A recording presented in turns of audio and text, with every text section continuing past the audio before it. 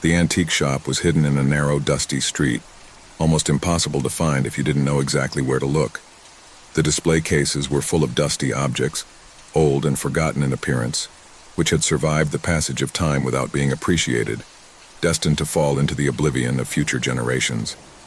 However, in the midst of the darkness of that store, there was a piece that seemed to glow with a subtle yet unsettling glow. Gabriel, a young art collector, had come to the shop after hearing rumors about an old painting that was said to have an intriguing history. The owner of the shop, an older man with an enigmatic look, received him in silence and led him to the back, where, on an easel, was the painting that had attracted Gabriel's attention. It was a medium-sized painting, with a scene showing a family gathered around a table. The painting was beautiful, with impeccable technique, but there was something about people's faces that I couldn't decipher. Something in those empty eyes and that frozen expression troubled him deeply. The background was gloomy, as if a thick, dark fog was sliding across the scene, enveloping everything in an air of despair. Gabriel couldn't help but feel a strange attraction to painting. Although his friends and colleagues at the art gallery warned him, something inside him told him that the piece should be his. The price asked by the old owner seemed derisory for a work of such quality, and despite the old man's non-verbal warning, Gabriel did not hesitate to make the purchase. Once at home, the painting was carefully placed on the main wall of the living room, right in front of the fireplace. That same night after dinner, Gabriel sat in front of the painting, observing the details, trying to understand what made the work unsettling about it. The image attracted him, enveloped him, as if the painted figures were trying to speak to him, to call him to something beyond the canvas. The first change occurred during the early morning, when moonlight filtered through the windows and reflected on the canvas. Gabriel, still awake, stood up at the sound of a slight creak, as if the painting itself were moving. He looked up at the wall where the paint seemed to have changed slightly. The figures in the painting were no longer in the same posture. The woman who was sitting on the right of the table, smiling at the painting, now seemed to be staring at Gabriel. His eyes had become darker, deeper, as if that woman's gaze was watching him directly through the painting. A shiver ran down Gabriel's spine. He tried to rationalize what he had seen, thinking that perhaps the light and shadow played tricks on his eyes. But as the days went by, the alterations in the painting became more noticeable. Every night the scene was modified, albeit in a subtle way. The faces in the painting were beginning to show more distressed expressions. The figure of the man in the center, which at first seemed a reassuring figure, began to distort. His face lengthened, as if the painting were taking on a life of its own. Gabriel began to notice that, even though the figures seemed inert during the day, every time he turned off the lights, the eyes of the characters in the painting seemed to move towards him. One night, while studying the painting, something even stranger happened. The scene was completely altered. The painting family was no longer gathered around the table. Instead, the characters seemed to be facing each other, their faces disfigured by terror. The man in the center of the table seemed to be screaming, but he made no sound. The figures were surrounded by a thick fog, as if the painting itself was being swallowed by something dark and ominous. Gabriel felt trapped in a nightmare. He began to see shadowy figures reflected on the surface of the canvas. I couldn't take my eyes off the painting, but at the same time I felt a growing sense of anguish. He decided to research the history of the painting, looking for any clue as to its origin. However, what he found only plunged him further into mystery. There were no records of that work, nor of the family portrayed in it. The only thing he could find was a hidden note on the back of the painting that read, "Darkness takes away what it touches." This note, written in an ancient calligraphy, appeared to be marked with a red stain, as if it were blood. One afternoon, when returning from work, Gabriel found the painting completely changed. The scene had advanced. Now it showed the characters in what seemed an even more disturbing scenario. A fire was burning behind the family, consuming the scene in total chaos. The woman's figure, which at first seemed to be the calmer figure, was now wide-eyed, her hands raised as if trying to scream, but not audibly. Gabriel was indescribably attracted to painting, but at the same time an unbearable terror seized him. One night, as I was looking at the painting through a dim light, something worse happened. The figures began to move in the painting. The woman on the right, the one who originally looked so calm, slowly raised her hand to the surface of the painting. Gabriel took a step back, trembling. A shrill scream echoed through his head, a sound of despair and pain. Suddenly, The woman's figure began to slowly fade away, as if she was being absorbed by the fire at the bottom. Every time I looked at the painting, something else changed, something creepier. The characters were no longer only horrified, but seemed to be suffering, as if the painting was taking their lives. Gabriel began to feel a presence, something that slipped behind him, watching him as he looked at the painting. I couldn't escape that feeling that I wasn't alone. Then something even more terrifying happened. During one of his sleepless nights, Gabriel woke up with a feeling of tightness in his chest. He looked at the painting and saw something he had never imagined. One of the figures in the painting, the man sitting at the table, had disappeared. Instead, he was himself staring from the canvas. The painting had captured him. Terror seized him. Gabriel tried to move away, but his eyes could not stop looking at the painting. The man in the painting, now with his face distorted, began to slowly move towards the edge of the painting, as if he was trying to break through the canvas. Gabriel jumped up, but the figures began to lengthen and twist, emitting whispers that echoed in his mind. The worst of all was when one of the figures began to call him by his name. Gabriel heard clearly the whisper of his own voice emerging from the painting. "Gabriel, come here." The feeling of despair completely invaded him. His mind became cloudy, and fear consumed him.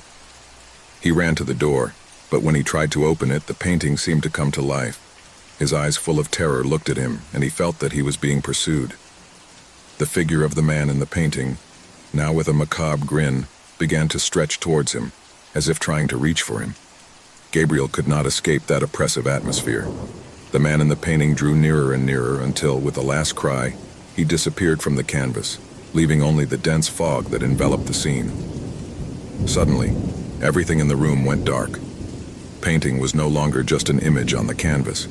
Gabriel could no longer distinguish between the real world and the painting, as if the painting had completely absorbed him. Fear, terror, and despair surrounded him, as he watched the scene of the painting slowly unravel, taking with it the only reality he knew. The painting had served its purpose. A group of friends, tired of the daily routine, decide to venture out on a camping weekend.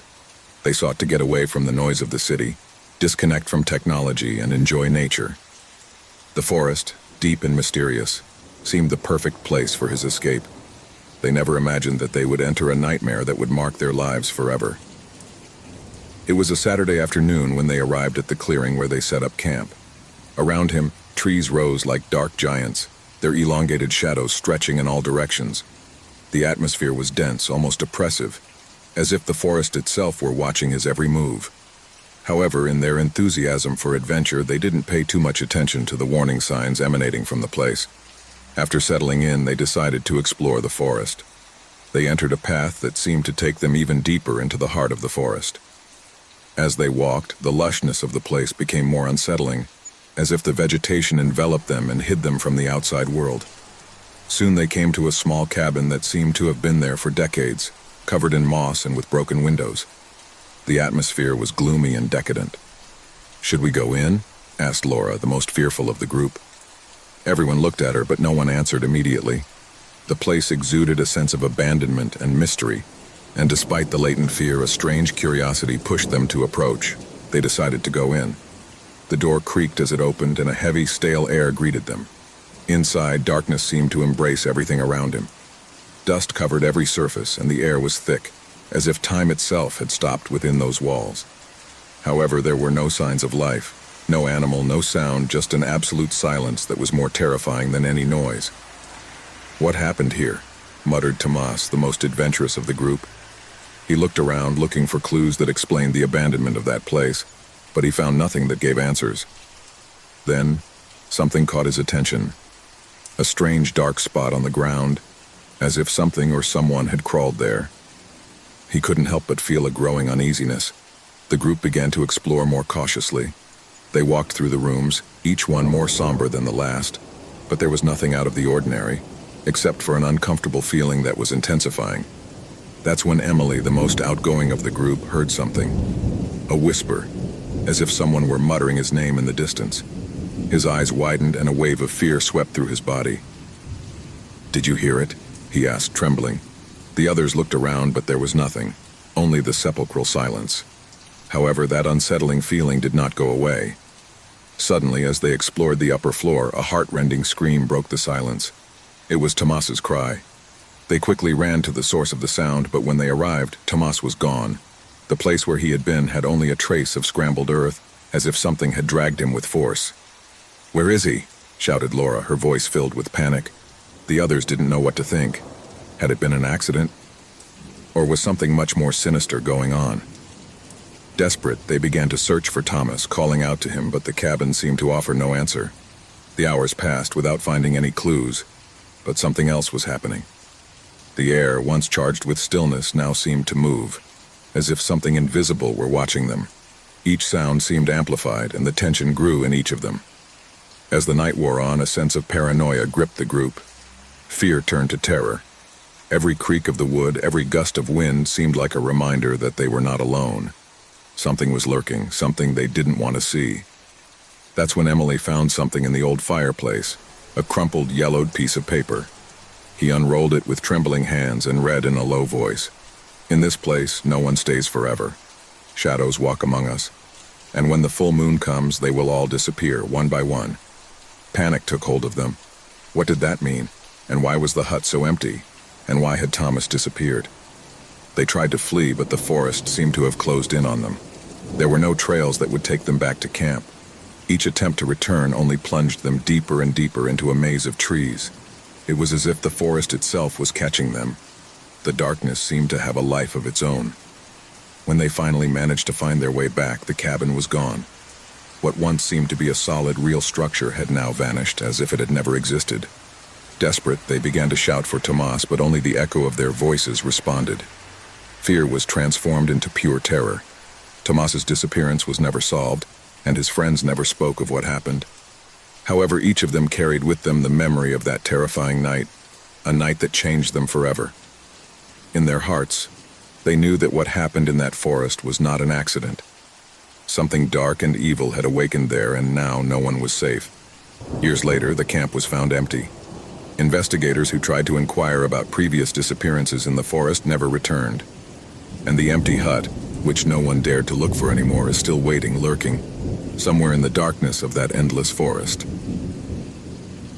The house was in absolute silence. The usual noises of everyday life had faded away, leaving an eerie stillness in the air. Rosa, the woman who lived in the house, walked through the halls with a feeling of discomfort that she could not shake. There was something strange about the air, something she couldn't identify, but that made her feel observed. The house had been his refuge for years, but lately everything had changed. Something felt out of place. One night, while Rosa was sitting in the living room trying to focus on a book, the sound came. It was a soft cry at first, almost imperceptible, as if it came from a distant place. But after a few minutes, the crying intensified, as if the child were closer. A shiver ran down his spine and his breathing became heavy. The crying was strange. It didn't sound like a child seeking comfort. There was something distorted about the sound, something that caused fear to take hold of her. Rosa stood up suddenly, throwing the book on the floor. He walked towards the door of the hallway, looking cautiously around. The crying seemed to be coming from a specific place, a room at the end of the hallway. An antique cupboard covered with a layer of dust was there, like a monument forgotten in time. The crying came from there, from inside that closet. Fear invaded her completely, but something pushed her to investigate. He approached slowly, with each step feeling his heart pounding in his chest. The closet door was closed, but the sound kept increasing in volume, heartbreaking, as if the boy was calling for help. Rosa, with a mixture of curiosity and terror, reached out to the handle of the closet. As he touched her, a shudder ran through her entire body, as if the door was being guarded by something invisible, something that didn't want her to enter. With a superhuman effort, he opened the door. Inside, everything was dark and dusty. There were no children, but the crying was still heard, louder than ever. A cold air emanated from inside the closet, freezing his bones instantly. Rosa stepped forward, her breathing fluttering and her eyes adjusting to the darkness. Suddenly, a gust of cold wind caused the closet door to slam shut. Rosa turned around, terrified, but there was nothing. No children, no sound. Only the silence that had taken over the house again. However, fear was still nailed to his chest like an unbearable weight. She decided to go to her daughter's room to make sure she wasn't there, alone in the middle of the night. When she reached her door, something stopped her. A small whisper, almost inaudible, but enough to make his skin stand on end. He turned the knob and went in. His daughter slept soundly in his bed, his breathing calm. Rosa breathed a sigh of relief, but something was wrong. The boy in the closet couldn't be a dream. It couldn't be an illusion. There was something there, something I couldn't explain. The following days became stranger. Each night, the boy's cry seemed to resonate louder. Rosa tried to ignore him, thinking that perhaps he was imagining things. But every time she approached the closet, she felt a pressure in the air, as if she were being watched by something she couldn't see. A few days later, he decided to investigate further. She remembered that when she bought the house, the real estate agent had mentioned something about a former tenant who had mysteriously disappeared many years earlier. However, he never gave much importance to that story. Now I thought about it with a growing sense of horror. Rosa began to look for information about the history of the house. What she found left her speechless. The boy who had disappeared into the house was a little boy named Lucas, who had lived there with his mother. According to local legends, Lucas had died under strange circumstances, and his mother had disappeared shortly thereafter. No one had seen the woman again, but the boy, according to rumors, never stopped crying. His spirit was trapped in the house, and the cry of his lost soul could be heard every night. The truth struck Rosa with a force that left her paralyzed. The crying child was not a living child. It couldn't be. It was the spirit of Lucas, trapped in some corner of the house, seeking comfort, seeking peace. But I couldn't find it. Something had kept her soul trapped, and Rosa soon discovered that this thing was much darker than she imagined. One night, after hours of listening to the crying in her dreams, Rosa woke up suddenly. The crying no longer came only from the closet. Now it was all over the house, echoing around every corner. Rosa got up quickly, ran through the corridors, trying to find the origin of that terrifying sound. He came to the dining room, and there, in the center of the room, he saw a figure. The boy stood there, his face as pale as death, his eyes large and dark, and his body covered with dark spots that seemed to move of their own accord. The boy stared at her but said nothing. I just cried. The sense of terror that Rosa experienced was indescribable. He couldn't move. I was paralyzed. She didn't know if the boy saw her or if her soul was simply lost, trapped in a state of eternal despair. The crying grew louder, more piercing, and Rosa felt the pressure in her chest increase. The air was thick, heavy, and seemed to get colder and colder. The child's figure began to fade, but his crying did not stop. Instead, a dark shadow emerged from the ground, taking the form of a monstrous figure. Rosa tried to back up, but her legs didn't respond. The creature advanced toward her, its icy breath enveloping the room, its vacant gaze piercing her. The creature slowly approached, and Rosa could see that its eyes were not human eyes. They were two dark, empty orbs like an endless abyss. A scream formed in her throat, but terror consumed her completely. The figure lunged at her, and before she could comprehend what was happening, the shadow enveloped her body, taking her soul, carrying her into the depths of darkness. The boy had been just a disguise, a facade for a much older, much more evil entity that had been stalking the house for generations. Rosa couldn't escape. The house had claimed her soul, as it had done so many others before her. Since then, the house has remained silent once again. No one dared to approach her. Passers-by said that on dark nights, they could hear the cry of a child, mixed with the whispers of something else. Something that would never stop hovering in the shadows of that empty house, waiting for the next lost soul to fall into its traps. And so, the legend of the boy in the closet became a warning to all who approached the house. No one ever forgot the terror that dwelt in its walls. No one except those who had already become part of its history. The small village of San Esteban, nestled in the mountains and surrounded by the thick forest, seemed a quiet place.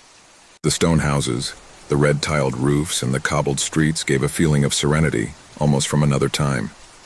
However, beneath that apparent calm, something dark and fearsome had stalked its inhabitants since time immemorial.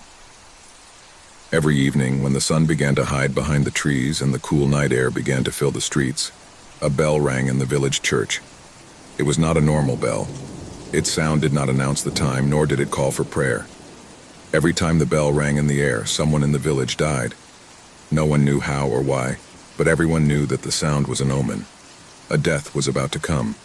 The bell was the soul of the people, the dark conscience that kept the balance of fear. The villagers knew this, and though superstition had plagued them for generations, none could escape the unease of hearing its chime. The bell, with its deep, dull sound, was a sentence, and everyone lived under its shadow. Among the inhabitants of San Esteban, no one dared to ask too much. No one wanted to investigate the origins of the bell, for it had always been said that anyone who tried would meet an even more gruesome death. However, that apparent tranquility, the resigned acceptance of fate, was going to be upset one autumn afternoon. That afternoon, the town was full of rumors. The bell had rung louder than usual. No one remembered hearing such a brutal ringing or so often. For some, the sound was so heartbreaking that houses shook. One woman, Araceli, felt the air thicken, as if the atmosphere itself was saturated with something more than fear. His hands twitched as he heard the deep vibration of the metal. His mother, who had always been very superstitious, had told him stories about the bell. He had always said that sound was a reflection of what would happen, and that the louder it was heard, the more imminent death was. That same night, when the shadows were already lengthening in the streets and the trees were rustling in the wind, Araceli walked home, quickening her pace. At first he thought it was his mind playing tricks, but as he approached the edge of the village, he saw a stooped figure, standing, looking toward the church. He was a man of the people, Javier, known for his solitary character. His face was distorted, his eyes fixed on the horizon, unable to look away. "Javier," Araceli called him. "Are you okay?" The man did not react. He didn't seem to hear her. Then a shudder ran through Araceli's body when she heard again the bell ringing. It was a long, deep sound that seemed to resonate in his bones. It was the harbinger of death. Javier's figure began to move slowly as if he were shedding an invisible weight, and with each step he took, his eyes seemed to lose their focus. Darkness enveloped him. Araceli, horrified, approached cautiously. It was then that he saw Javier's hand tremble in the air, as if he were looking for something that did not exist. Javier's scream was the last thing Araceli heard before the bell rang again. Once again the bell rose, and with its echo, death took its form. Javier fell to the ground like a broken wrist as his body began to be claimed by the darkness. Someone had died, and the people, as always, did not know how or why. From that night on, things began to change. People began to see shadows they couldn't explain, murmurs that crossed the streets in silence. No one could be sure they were safe. The inhabitants of San Esteban knew that when the bell rang, death was near, but they never expected that this closeness would become more palpable than ever. Every time the bell rang, someone disappeared. Children no longer played in the streets in the evening. Adults were rushing to close their doors and windows. No one wanted to be next. No one could predict who would be the next to fall. The bell resounded so loudly that it felt as if its echo pierced the bones. There was no peace. There was no hope. People started talking. Some said that the bell had been cursed since its creation. Others believed that someone from deep within the church had invoked a dark force to punish the people. The most superstitious said that the bell would only be silent when all the inhabitants of San Esteban were dead, one by one. And as if it were a sign, a new wave of panic quickly spread through the village. Some tried to flee, but those who did never returned. The roads around St. Stephen's seemed to close behind them, as if an invisible veil separated them from the outside world. People who ventured too far did not return, and those who did were empty-eyed, as if they had seen something that could not be explained. Finally, a group of brave people decided to face the unknown. They went inside the church to investigate the origin of the bell. Araceli, distraught but determined, joined the group, wanting to understand what was happening. They couldn't sit idly by while death took away more and more people. What they found inside the church was more terrifying than anyone could have imagined. The bell, suspended in the air, seemed to radiate a dark energy, as if it were alive. No one dared to approach. The bell, its metal blackened by the passage of time, vibrated gently. The walls of the church creaked as if something was about to break. The clocks of the church, without any explanation, marked the exact same time, the hour of death. At that moment, Araceli felt a presence behind her. He turned quickly, but all he could see was an imposing shadow, a masked figure emerging from the darkness. The bell, now fully resonant, emitted a thunderous sound that made the ground beneath his feet tremble. One by one, the brave ones fell, as if the air itself had become poisonous. Araceli was the last to be left standing. As the echo of the bell echoed in his chest, He realized that death was not something that could be avoided, that the bell was not a mere instrument of warning, but the very face of death. The figure that had stalked her, the shadow that had watched her for so long, slowly approached. "It's too late for everyone, child," whispered the shadow. Before Araceli could react, the bell rang for the last time. A shudder ran through her body, and an unsettling peace enveloped her. The last bell rang in the air, and with it, the fate of San Esteban was sealed. Death had claimed everyone. The campaign stopped, and everything was silent. The village had been consumed, and there was no trace of its inhabitants. The church was in ruins, the bell no longer sounded. But in the fog that surrounded the town, its echoes seemed to continue to resound. The town of San Esteban disappeared, but its history was never forgotten. The echo of the bell was still alive, waiting for the next victim, the next soul that crossed its path. Thus ended the last bell. The icy wind was blowing against the windows of the train. The darkness was absolute, like a blanket that covered the vastness of the landscape. No one was on board except her. A woman with a pale face and restless eyes, sitting on an empty seat, was looking out the window, looking for something in the nothingness that could give her an answer. Her name was Clara, and she had taken the train for reasons she could hardly remember. A call in the early morning, an urgent warning that had dragged her on this endless journey. It didn't matter that it was late or that the train was so strange. His destiny seemed unshakable. The train moved forward without stopping, through a desolate and gloomy landscape. The trees seemed to die in their wake, their shadows spreading like specters crawling over the frozen ground. The only light was the dim light that came from the train lamps, creating more shadows than light. Clara couldn't take her eyes off the window. Sometimes I thought I saw figures moving in the dark, but when I looked again, nothing was there. She thought that maybe fatigue was starting to get to her, that the endless hours on the train were confusing her. The sound of the train was constant, like a dull murmur, accompanied by the creaking of the rails that seemed to intensify as time passed. Across the aisle, Clara observed the closed doors of the carriages. Something in the air had changed, but he didn't know what. The feeling of being watched took hold of her. He got up from his seat with effort, his legs trembling from the lack of movement. He slowly walked down the hallway, his breathing getting heavier as he neared the end of the train. When she reached the last door, she tried to open it, but something stopped her. A cold, inexplicable hand rested on his shoulder.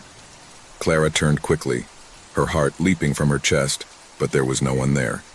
The hallway was empty. However, the feeling of being accompanied by something or someone was still present, persistent and overwhelming. With a trembling sigh, he opened the door of the last carriage. The scene that unfolded before her was completely different from what she had seen in the previous carriages. Instead of empty seats and metal walls, the atmosphere became thick, as if the air was charged with dense energy. The carriage looked older, the timbers worn, the walls covered in mold. The train was no longer moving, but it was not stopping either. It was suspended in time. A shiver ran down his spine. Clara stepped back, and at that moment she heard a faint sound like a whisper coming from the shadows. Something was calling to her, something she couldn't see but felt deeply. Cautiously, he walked toward the center of the carriage, his footsteps echoing strangely, as if the sound were muffled by the invisible mist that filled the air.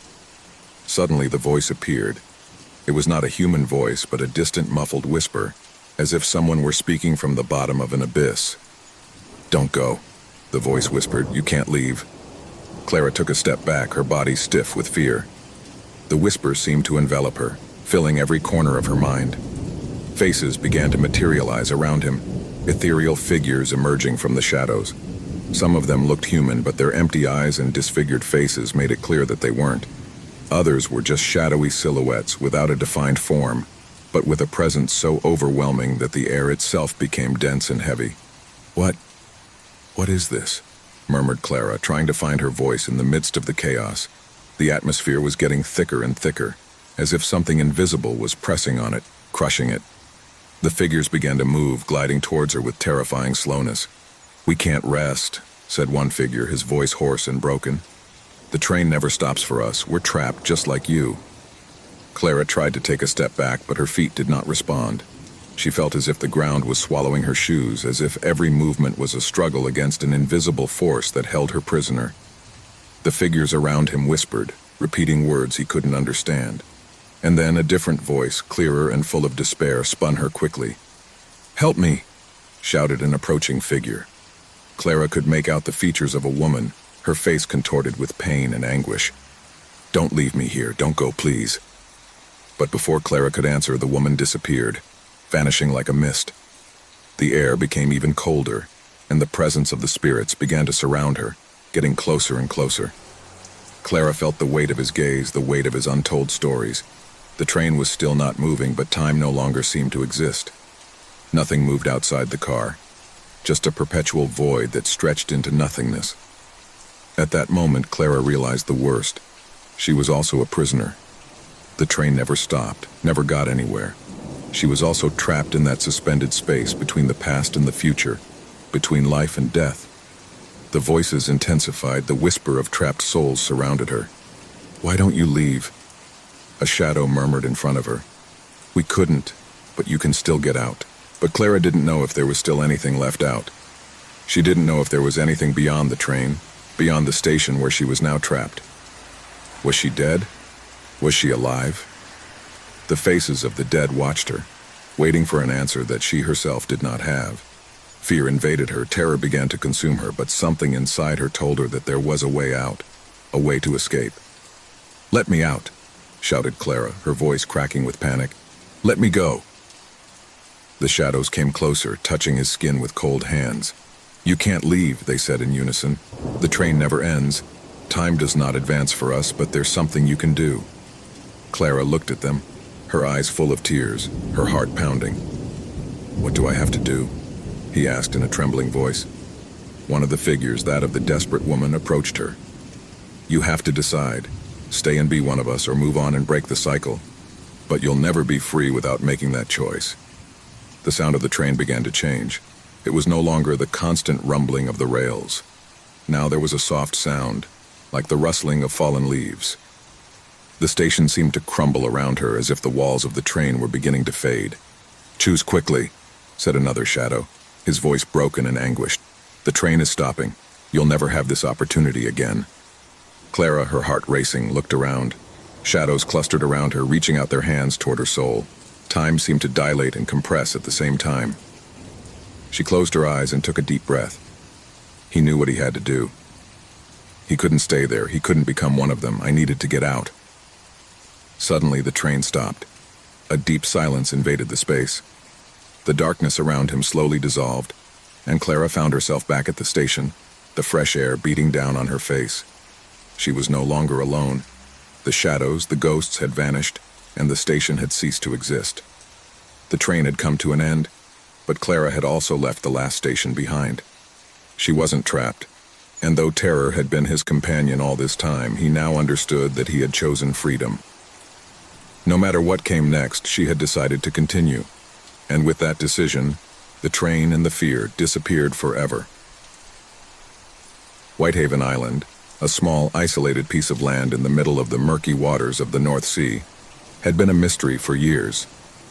For a long time, the few inhabitants who remained on its shores lived a quiet life, without much contact with the rest of the world.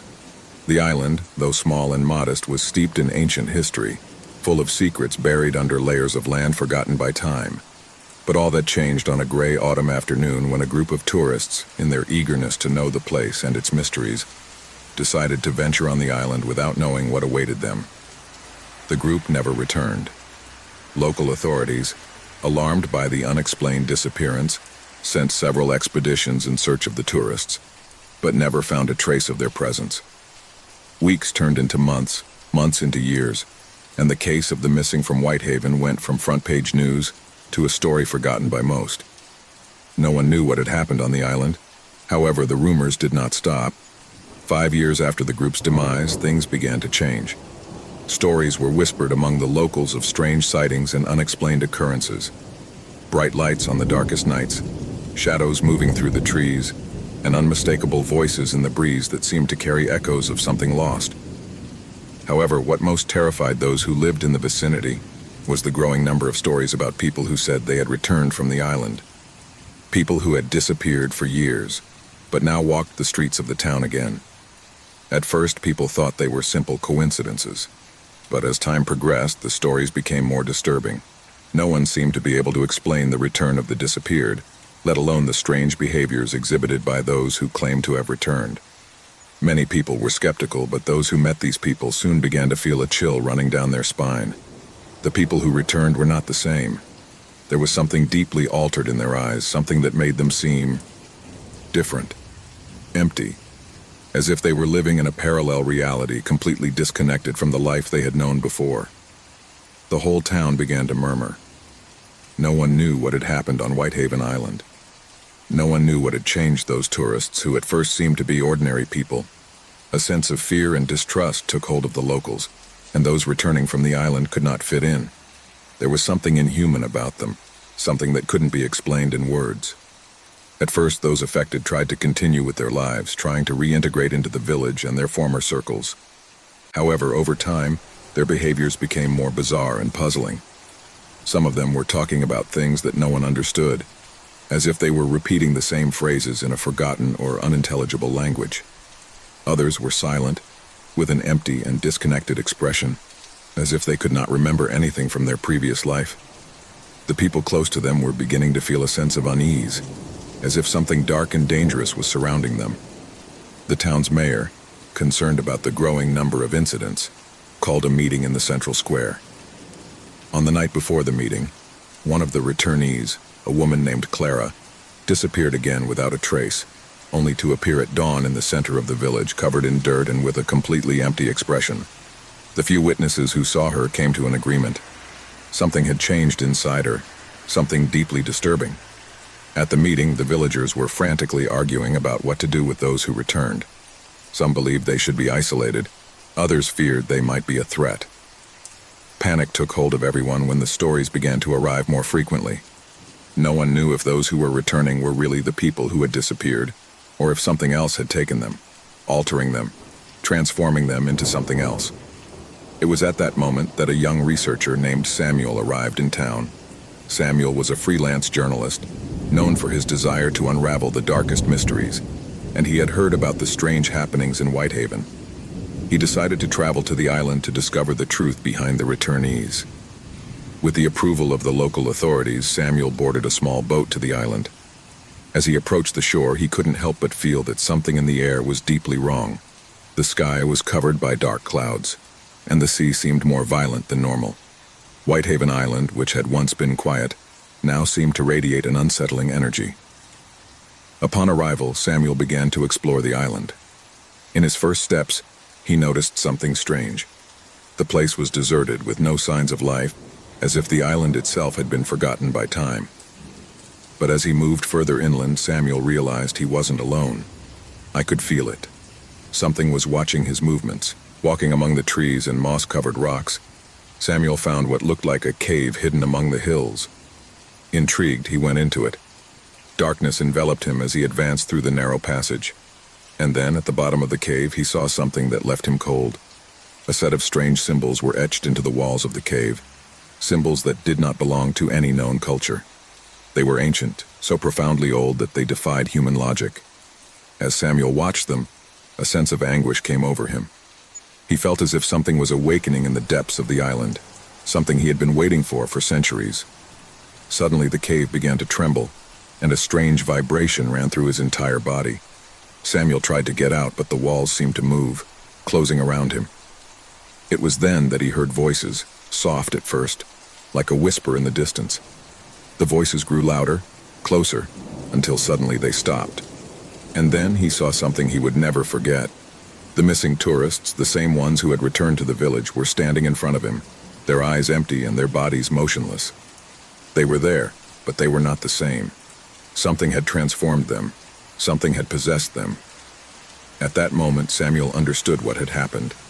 The island had not only been a place of isolation, it had been a point of convergence, a space where dark forces had infiltrated the human world.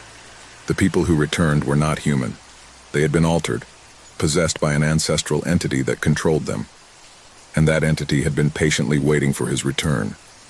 As the island began to crumble around him, Samuel tried to flee, but couldn't. Darkness surrounded him, and the voices of the missing were transformed into deafening screams. The cave swallowed it all, and Whitehaven Island, with all its secrets and horrors, was sealed forever. The villagers never heard of Samuel again. The returnees, if they could still be called that, continued to wander the streets, their gaze empty and their soul lost forever. And the island with its hidden terror continued to wait for the next victim. Every night at exactly midnight, the sky darkened with a dense and heavy fog, while the first drops of the storm fell on the city. No one knew where they came from, or why they appeared so punctually. It seemed like a blessing at first, freshening the air and bringing relief to the sweltering warmth of the city. But as the days went by, the rain began to awaken something much darker, something that no one dared to understand.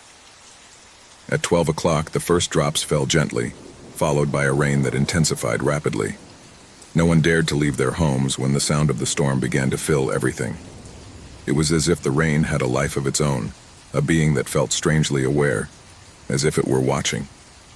But the most disturbing feature of those rains was not only their arrival, they were the whispers. As the rain fell heavily, the wind rose, dragging with it voices, incomprehensible murmurs that ran through the empty streets. No one knew where they came from, but every night the whisper grew louder, closer, as if someone was right behind them, breathing into their necks. The figures also appeared, blurred shadows that faded when they were directly observed. Human silhouettes, but with an anomaly. Whenever they looked out into the rain, those figures would disappear into the mist, as if they had never been there. Still, everyone knew they were there, lurking in the dark. The first to notice something strange were the children, small creatures that, without understanding the danger, played in the rain. But the laughter soon turned to terrified screams. Those who played near the storm began to see those figures, and some even swore they had touched them. They said that the sensation was as if the figures' hands were cold and wet, and when they touched them, they felt a pressure that made them shudder to the bone. Worst of all, when the children tried to run away, something stopped them. Their feet were glued to the ground, as if the earth itself were holding them back, as if an invisible force was dragging them back into the rain. That's when the city began to speak. The elders knew something. Everyone knew the legend, although no one dared to tell it out loud. They said that long before the city was founded, there was a small town that fell under a curse brought by an eternal storm that fell every midnight, bringing with it fear-feeding figures. No one could escape, and no one survived to tell what happened. The city had been built on the ruins of that village, but the rain, according to the elders, never went away. I had been waiting. One night, after several days in a row of heavy rains, a group of young people decided to investigate. Armed with flashlights and cameras, they drove into the center of the city, hoping to find a logical explanation. The rain began to fall with the same precision as always at 12 o'clock. As they walked through the deserted streets, the wind began to rustle, but this time it was different. The murmurs were not just whispers, they seemed like words that crept into their minds. At one point, one of the young men, Thomas, began to speak loudly, as if responding to someone. The others tried to stop him, but he kept walking, his eyes empty as if he were in a trance. "We can't escape. There's no way out," he murmured, his voice cracking with fear. "They are waiting for us. They are always here." The rain was falling harder now, and the murmurs turned into screams, distorted voices that filled the air with despair. The figures began to appear, gliding in the fog, slowly moving towards the group of young people. Some tried to flee, but their feet were no longer responding. Something was holding them back. Those who dared to look back saw those figures getting closer and closer, and although the shadows were vague, they could sense the presence of something much more sinister. Suddenly, one of the figures stopped in front of Thomas. His face was shrouded in shadows, but his silhouette was clear, a human figure standing in front of him. Thomas stretched out his hand as if he wanted to touch it, but the moment his fingers brushed against the figure, a heart-rending scream filled the air, and the shadow vanished into the mist, leaving only the feeling of an icy hand taking hold of his heart. The others screamed as they saw Tomas fall to the ground, his body stiff, his face distorted by terror. No one could understand what had happened. They had tried to escape, but something kept them trapped in that place. The air was getting denser, as if the storm was absorbing all the light, leaving only a dense, heavy darkness that surrounded them completely. That's when they started to see something even more terrifying. Out of the shadows emerged hundreds, perhaps thousands of figures, all with the same empty faces, all approaching with frightening slowness. The shadows intertwined, forming a mass, as if they were united by an invisible force. The air was filled with whispers, murmurs of voices speaking in forgotten languages in low, guttural tones that penetrated the brain. Some of the young men tried to run again, but their bodies were no longer responding. They felt that the city itself was holding them back, that the ground was sticky, as if the earth was alive and dragging them in. The rain was falling harder, and the air smelled of dampness, of putrefaction. Suddenly, a large shadow emerged from the center of the city, larger than all the others. Its silhouette was huge, imposing, and seemed to be made of fog, but so dense that it seemed solid. "Fears are never forgotten," whispered a deep voice echoing through the air. "We have fed off the city for generations. This rain, this storm, is nothing more than a reminder of what we left behind." The young people, paralyzed by terror, could barely move a finger. The figure drew closer, and as he did so, the whispers increased, mingling with blood-curdling screams and sobs. There was no way to escape. The whole city seemed to be alive, breathing, stalking, waiting. Then, with one last whisper of despair, the young people were swallowed by the shadows. The figures vanished as quickly as they had appeared, and the rain stopped. At dawn, when the sunlight finally reached the city, everything seemed to be calm. But in the streets, on the walls of the buildings, there remained the marks of those who had disappeared, marks that would never fade. The midnight rain had claimed others, and the city, already lifeless, was left waiting for the next storm, the next victim. And each night, at exactly midnight, the drops began to fall once more, followed by the whispers and figures that were always there, waiting. It was a dark and cold night when, after hours of driving on desolate roads, David finally saw the lights of the forgotten hotel. He was alone on the journey, and the road seemed endless. The thick fog that covered the landscape gave him a sense of deep isolation, almost as if the world had disappeared. The hotel sign, covered in dust and rust, flickered faintly with the yellowish light coming from a lamp that seemed to be on the verge of going out. However, at that moment, David did not hesitate to stop his car. The cold penetrated his bones the instant he got out of the vehicle. There were no signs of life in the vicinity, only the sound of the wind blowing dry leaves. He walked slowly toward the hotel, feeling a strange writhing in his stomach, but forced himself to ignore it. He needed a place to rest, and this was the only establishment visible for miles around. As I entered, the atmosphere was charged with a silence so deep that it seemed to devour any sound. The reception was empty, but the door closed behind him with a thud, as if something was waiting that couldn't come out. The only light came from an old lamp that dimly illuminated a dusty staircase. Footsteps echoed on the creaky wooden floor as he made his way to the counter. A peculiar-looking man appeared from the shadows. His face was pale, with sunken eyes and a strange smile that could not hide his discomfort. Despite his unsettling presence, the man was kind to offer him a room. "A single night, right?" he asked, his voice as soft as the whisper of the wind outside. David nodded, feeling the discomfort of not being able to see the receptionist's face well.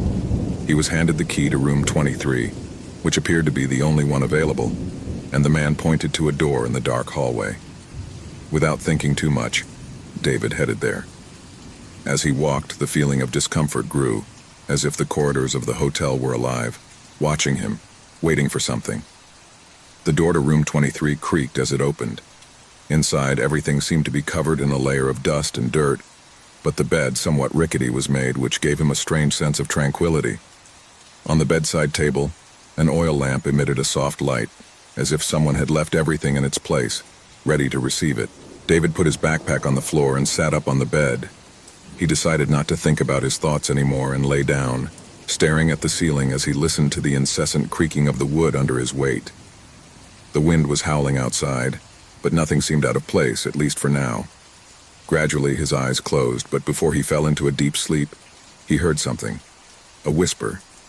It seemed far away, perhaps coming from the corridor, but he did not give it importance. As the night wore on, the sound became clearer, more insistent. It was a low murmur, as if someone were speaking in a low voice, barely audible but constant. David tried to ignore it and covered his head with his pillow. However, what troubled him most was not the whisper, but the feeling that someone else was in the room with him.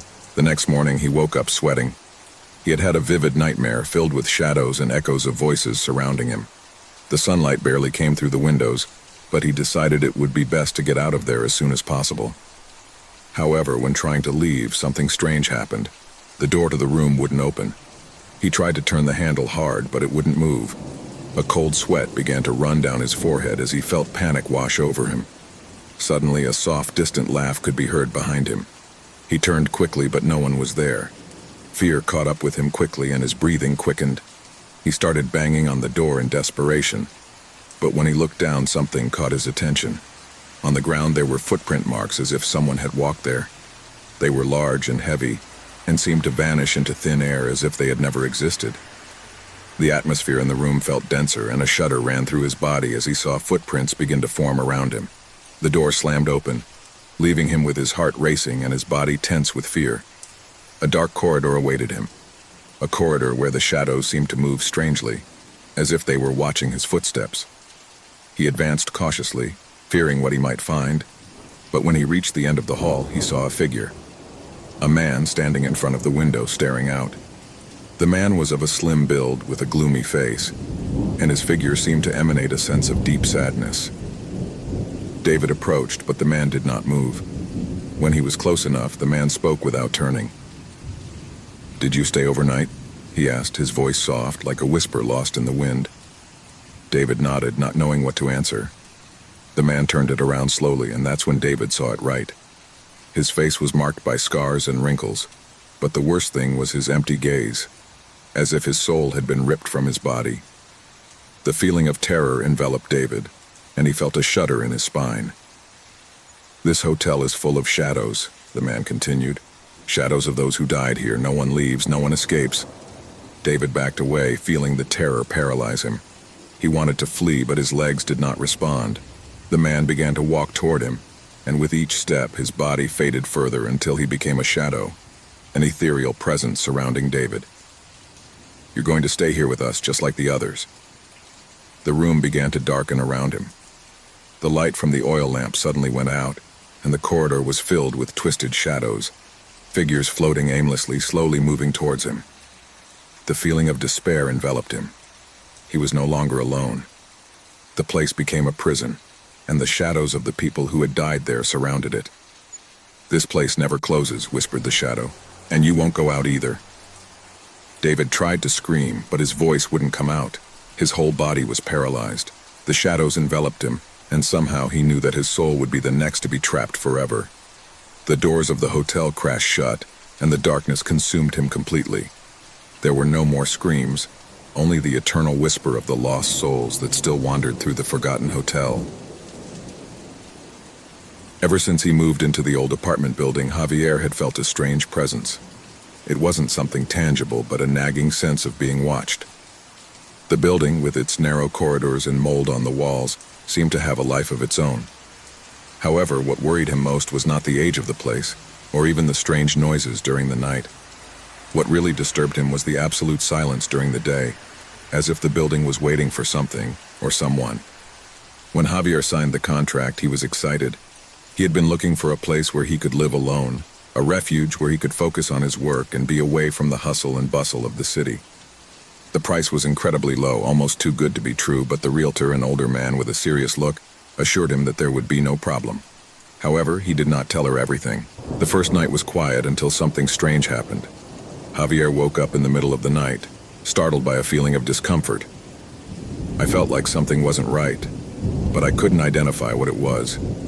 The air in his apartment was heavy, dense, as if someone was standing in the same room watching him.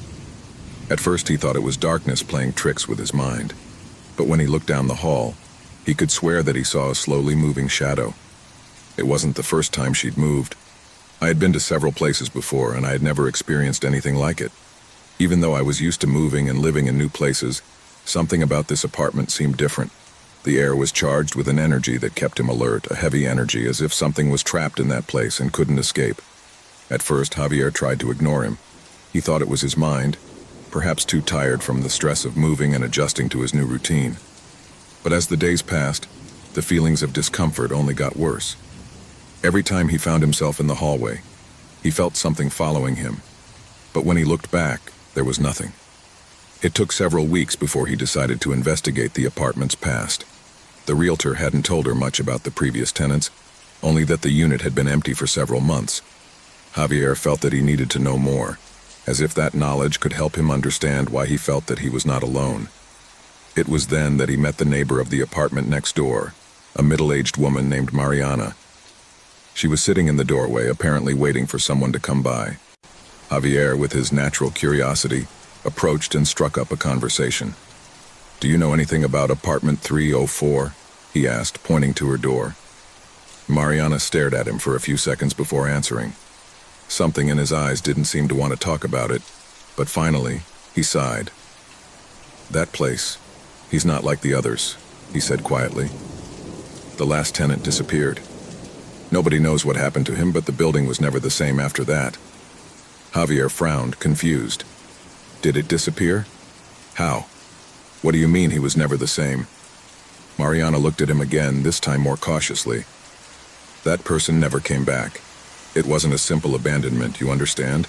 It was as if it had vanished. And after that, strange things started to happen. People have stopped living there. They have had experiences. Nobody wants to talk about it, but maybe you should leave before something happens to you." Javier felt a chill run down his spine. He didn't know if what Mariana was saying to him was a joke, a superstition, or something more serious. However, he couldn't ignore the lingering feeling he had since moving in. It was as if the apartment was imbued with a dark energy that constantly surrounded him. That night, as he was getting ready for sleep, he heard a soft whisper coming from the hallway. It was almost inaudible, but enough to startle him. I didn't understand where it came from, but I couldn't stop thinking about what Mariana had said. The feeling of being watched intensified, as if something was waiting outside his door, waiting to enter. Determined to find out the truth, Javier began to investigate more about the apartment. In the building manager's office, he gained access to the old records. There he found an entrance that mentioned the last tenant of 304, a man named Ivan Paredes. According to records, Ivan had been an ordinary man with no criminal record, someone who had lived in the building for nearly 2 years before disappearing without a trace. There were no signs of a struggle in his apartment. There was nothing to indicate that something had gone wrong, except for the nagging feeling that something had vanished. No one in the building seemed to know more, but Javier could sense that there was something dark hiding, something he couldn't fully comprehend. As the days passed, the presence in the apartment became more intense. Every night, Javier woke up with the feeling that someone was in his room, standing next to his bed, watching him in silence. At times, he felt cold breathing on his face, and when he turned around, he found no one. The shadows seemed to move along the walls, twisting and changing shape as if they were taking on a life of their own. The straw that broke the camel's back was when, one night, Javier woke up to find his mirror fogged up, but with something written on it. The letters seemed to form slowly, as if something invisible was writing the words in the cold mist of the glass. "I'm looking at you," he said. Fear took hold of him, and he knew he could no longer ignore it. It was as if Ivan, the former tenant, had never left the place. Something in his spirit had been trapped, doomed to wander around the apartment looking for a way to communicate. Javier tried to seek help, but all efforts were in vain. No one in the building seemed willing to talk openly about what was going on there. Mariana refused to say more, and the other neighbors simply walked away as if afraid to face the truth. Javier tried to do everything he could to flee from the presence, but he was trapped. One day, when he entered his apartment, the door slammed shut behind him and the light went out. It was completely dark, unable to move or find a way out. He felt a pressure in his chest, as if someone was choking him, and then he heard a voice, soft but clear, whispering in his ear, "I'm waiting for you." The door slammed open, and Javier ran out of the apartment, trembling with terror. He knew that something in the apartment would not let him go. It had been an illusion to think that he could escape the curse that had taken over the place. Fear would haunt him forever. The spirit of the last tenant, Ivan, would never leave him. Somehow, Javier had now become part of the cycle, and the apartment would follow him, trap him in its web. It didn't matter how far it went. The darkness would always find its way to him, and there would be no escape. The last tenant was not just a story of a lost spirit, but of a far more powerful force, something that transcended death and life itself, something that could never be forgotten. Daniel's apartment had always been his refuge. a place where the stillness of the night offered him the calm he needed so much after a tiring day. A space where shadows seemed to whisper secrets that only lonely people could understand. He had lived alone for years after the separation from his wife, and although loneliness sometimes overwhelmed him, he had learned to live with her. Life had lost its luster, but at least it remained stable. One night, as he was getting ready for sleep, Daniel noticed something strange. The digital clock light, which always flickered in the darkness of his room, seemed even dimmer than usual. Everything in the apartment was the same. The furniture in place, the TV off, the fresh air seeping through the cracks in the window. Everything seemed normal, but there was something unsettling in the air. Something I couldn't identify. He settled under the covers and closed his eyes, waiting for the dream to come as usual.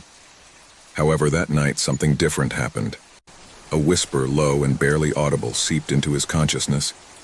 He thought it was a dream at first, but when he tried to ignore it, the voice became clearer, closer. Daniel. The sound of his name, so clear in the gloom, made his skin crawl. It couldn't be possible. No one else was there. He got up quickly, looking around, but the apartment was empty, in complete silence. Even so, the voice persisted, slipping into his mind. Daniel, you know what you did. A shiver ran down his spine. His heart began to pound, pounding his chest like a frantic drum. What was this? It couldn't be a hallucination. The voice sounded real, tangible, as if someone was in the room with him. He looked around, but there was nothing that could justify what he was hearing. The voice continued, this time with a deeper, more hissing tone, as if coming from the walls themselves. You know what you did, and they will remind you. Daniel turned on the light from the bedside lamp, looking for a logical explanation. A dream? No, this was different. The feeling in his stomach was that of a real, palpable threat. The voice, although he couldn't see where it was coming from, seemed to come from everywhere at once. He tried to calm down, but the words echoed in his mind like an endless echo. The next morning, Daniel tried to ignore what he had experienced. He told himself that it had been just a nightmare, a manifestation of his tired mind. But that same night, when darkness took over her apartment again, the voice returned, stronger this time. I'm watching you, I always have. Daniel got out of bed with instinctive speed, feeling that the temperature in the room had dropped drastically. The air became dense, heavy, as if the space was narrowing around him. There was no rational explanation that could be offered for what was happening, and fear began to take hold of him. He wondered if his sanity was beginning to crumble, if he was losing control of his mind. Who are you? He shouted, his voice trembling. The answer came in a whisper, but this time it was different. The voice not only spoke, but seemed to come from inside his own head, like an alien thought invading his personal space. You know what I did, don't you? How did you forget me so easily? The words struck his mind with such force that he fell to his knees. The voice seemed to come from a place I couldn't comprehend. His thoughts became cloudy and the sense of panic intensified. Doubt began to sow deep roots in his mind. He remembered the separation with his ex-wife, the decisions he made, the mistakes he made, but none of that seemed enough to justify the terror he felt. An idea began to form, with fear taking over his thoughts. Could this voice, this entity, be something related to his past? Something I had tried to escape from all those years? But the voice seemed to know everything, more than he wanted to admit.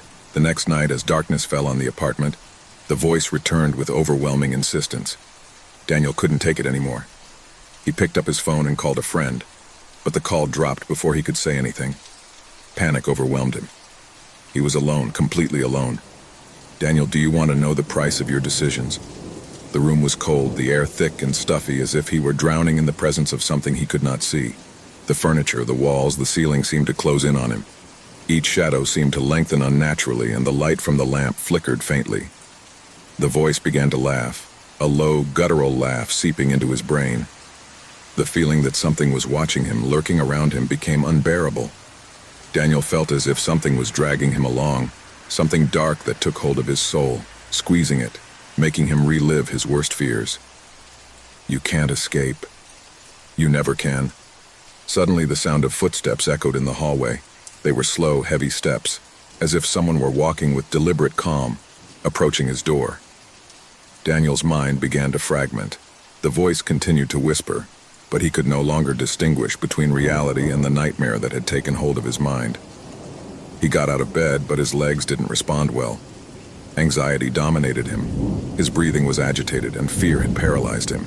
When he tried to open the door to get out, something stopped him. The door was locked from the outside, and a cold, invisible hand seemed to hold it firmly. "You know what you did. Remember?" The voice was much closer now. Terror seized him. His mind struggled to find a way out, but the shadows, thicker and denser, seemed to close in on him. He couldn't run away from his own darkness, from his own memories, from the decisions he'd made that were now in some way condemning him. Suddenly the door opened with a blood-curdling creak. Daniel took a step back, watching in horror as the figure of a woman appeared at the entrance. His eyes were empty, lifeless, and his face was a mask of pain and suffering. The woman walked toward him with terrifying slowness, as if every step she took was a sentence. "Do you remember me, Daniel?" It was as if the voice that had been harassing him for so long had finally taken shape. The woman in front of him seemed to be a manifestation of his own demons, his own guilt. Fear completely paralyzed him as the figure advanced toward him. He tried to scream, but his throat was closed and he couldn't make a sound. "Do you remember me, Daniel?" The voice repeated, this time louder, deeper, more terrifying. With a cry of despair, Daniel fell to the ground, his mind finally collapsing under the weight of the terror that had haunted him for so long. The woman leaned over him, her empty eyes fixed on his, and at that moment, Daniel understood. She was his ex-wife. The figure stared at him, smiling with an expression that mixed sadness and revenge. Before he could react, darkness completely enveloped him, and the last thing he heard was his own voice, whispering from somewhere inside his mind, "I told you. You can't escape." The room fell silent and the light went out.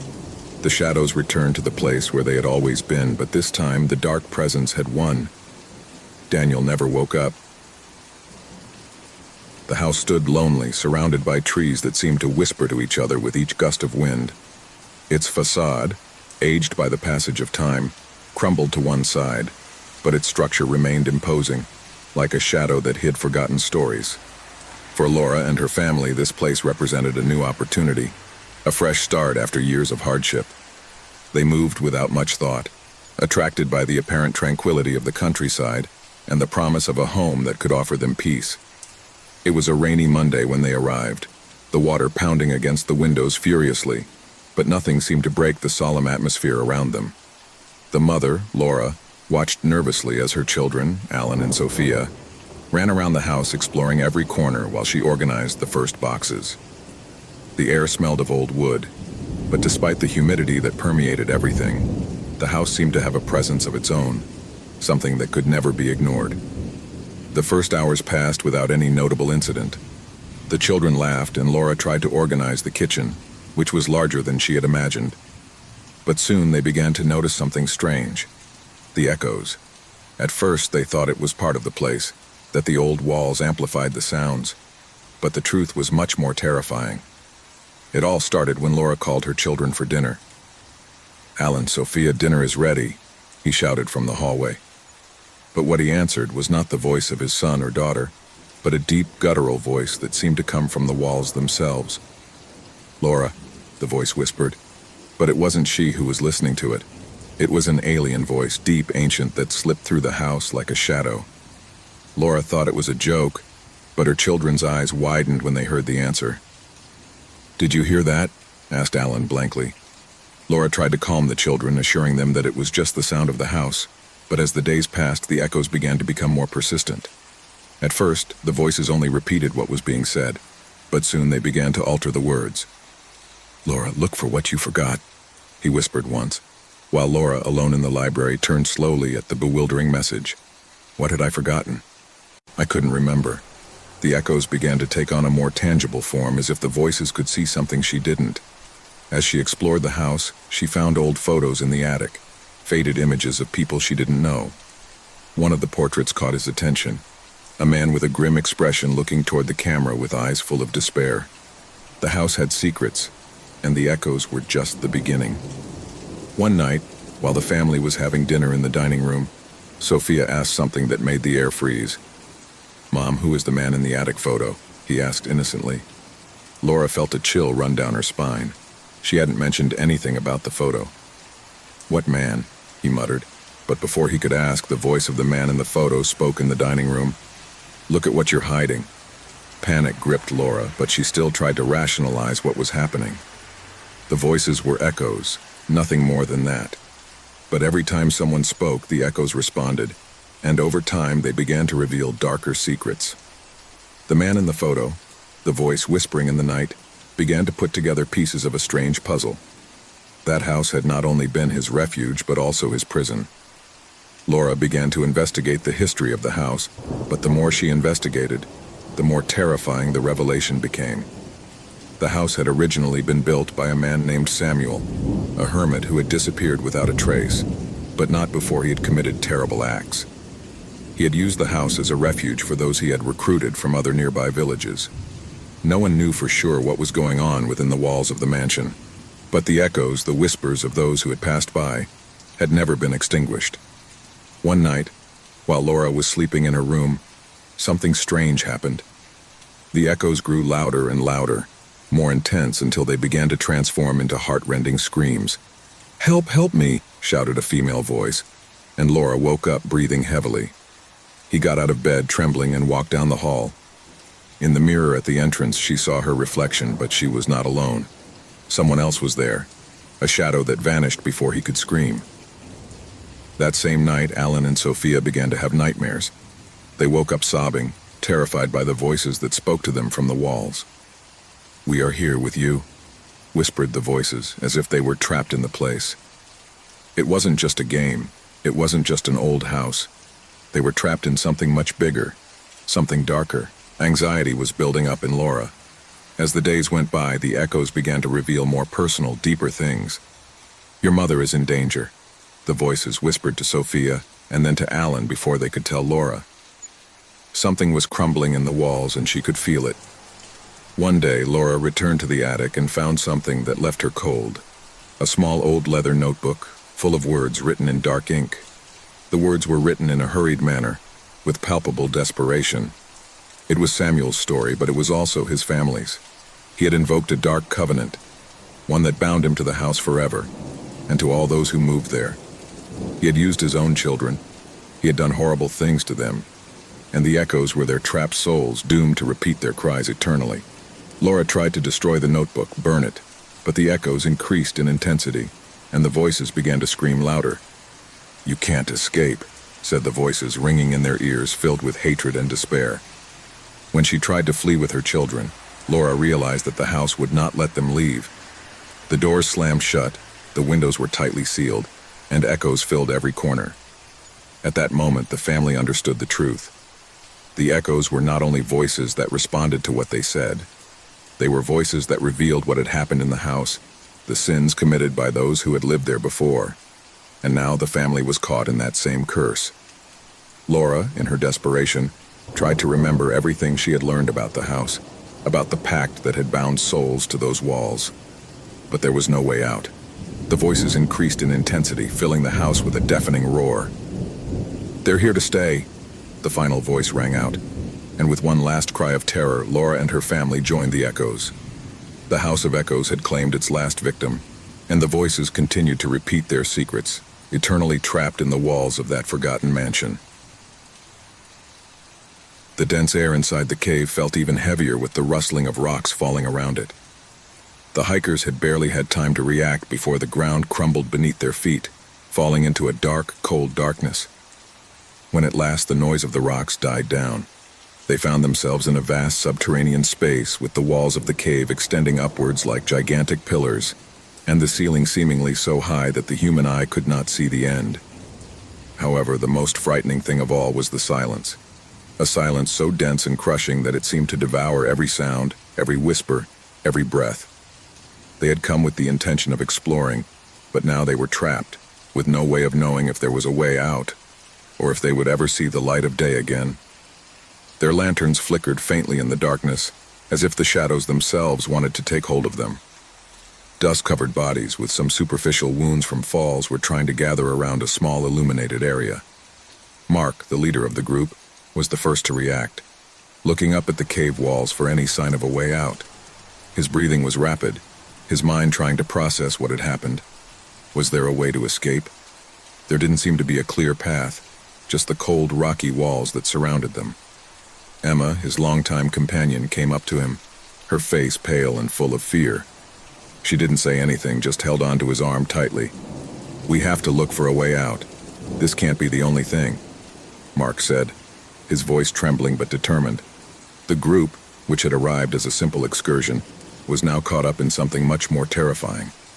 Every step they took seemed to bring them closer to an even deeper abyss, an abyss in which not only physical darkness enveloped them, but also the anguish and despair that began to take hold of them.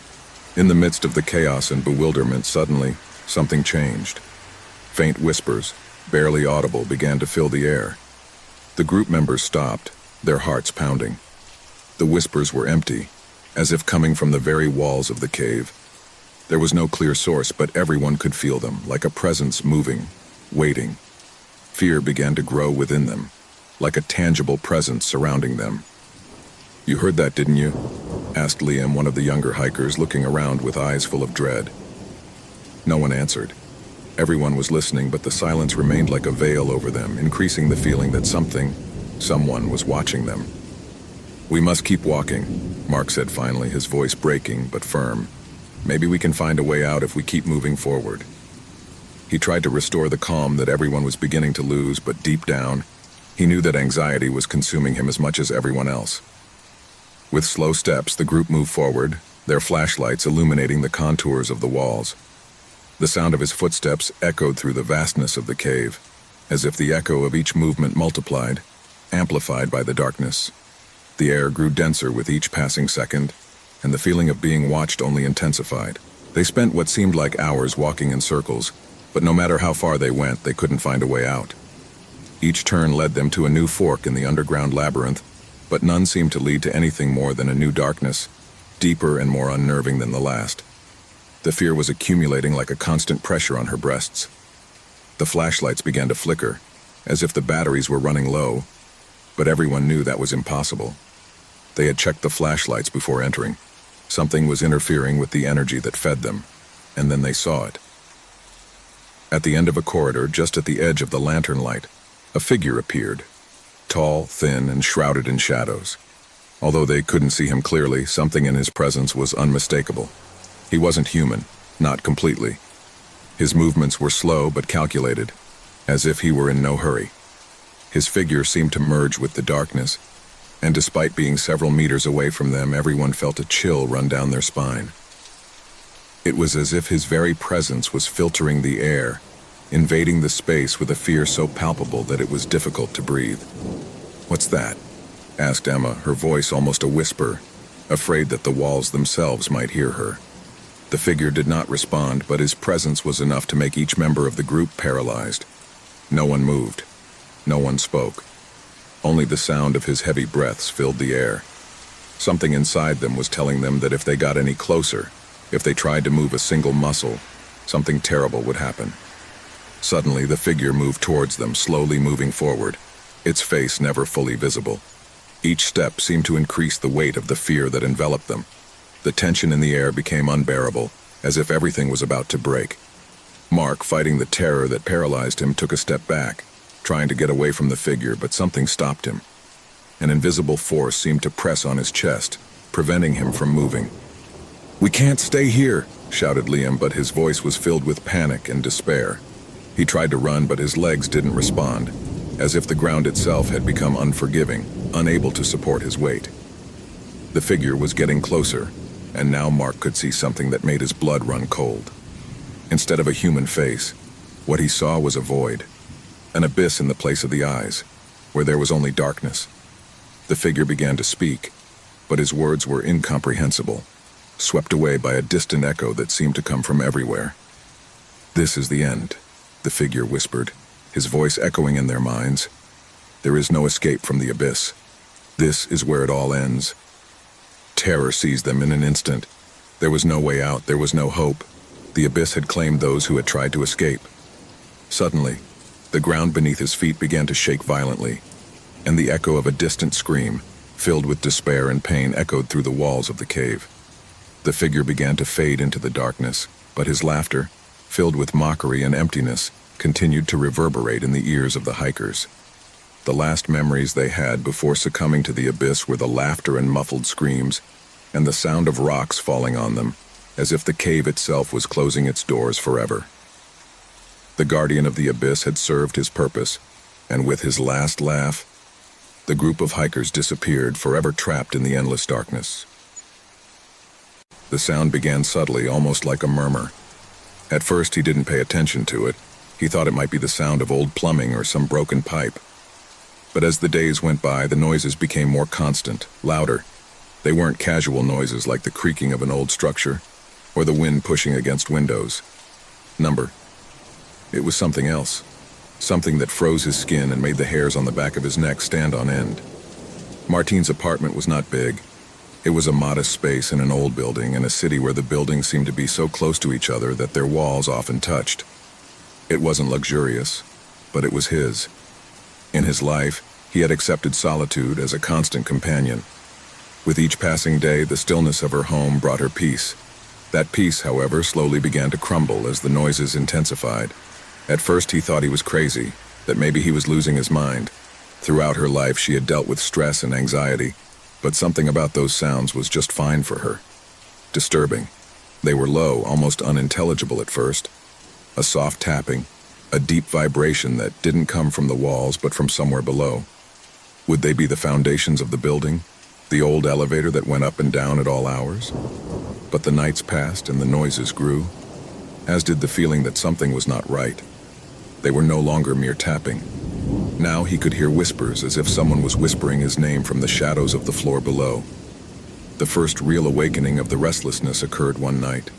After several weeks of hearing those strange sounds, Martin woke up in the middle of the night, agitated, sweat soaking his forehead. He sat up quickly, trembling, as if something had touched him. There was a chill in the air, a chill that did not come from the open window but seemed to emanate from the walls themselves. It was then that he heard it clearly, a dragging, as if something heavy was dragging on the ground. He was not human. It couldn't be. The feeling of dread enveloped him completely. Without thinking, he got out of bed and went out into the hallway. He looked at the door of the apartment next door. It was empty. It had always been empty. There had never been anyone on the lower floor. Martin had investigated at first, looking for answers to those noises, but he had never found anything. Something didn't fit. Something in that building was completely wrong. He decided to take matters into his own hands.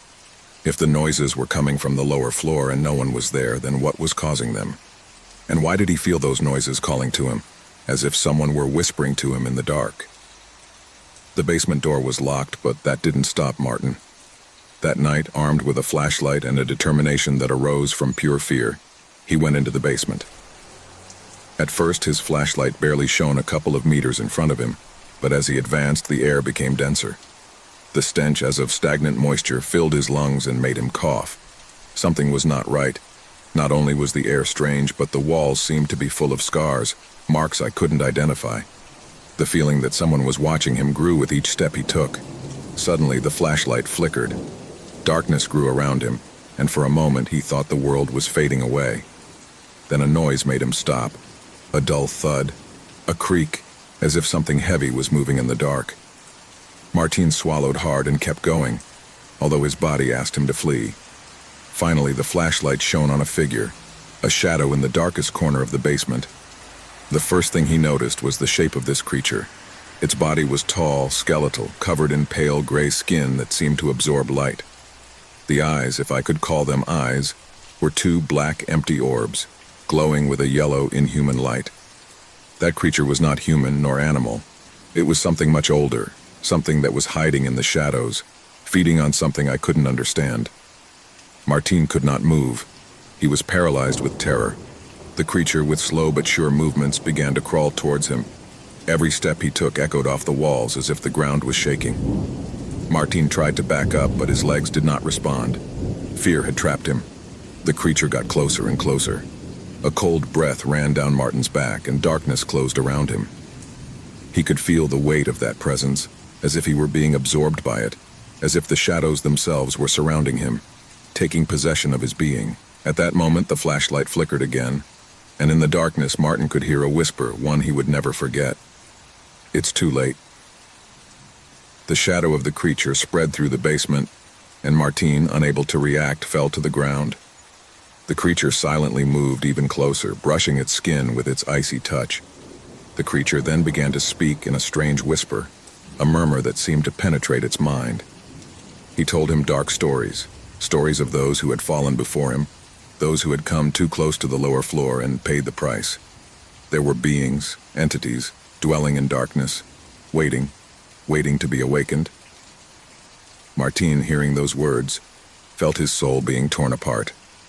An indescribable fear consumed him, as the creature dragged him into the shadows. At that moment, Martine understood the worst of all. Not only was the creature a being who lived in darkness, but that darkness was his home, and he had stepped into his realm beyond what was allowed. Terror enveloped every corner of the apartment as the figure disappeared from their sight. No one saw Martin again. No one heard the strange noises coming from the lower floor again. The creature, however, continued to wait, feeding on the darkness and the lost souls that time and again fell into its trap. A few months later, a new tenant moved into the building, and that same night, the whispers on the lower floor began again. The cold morning air seemed to envelop them in a thick mist that slid through the trees like an entity unto itself.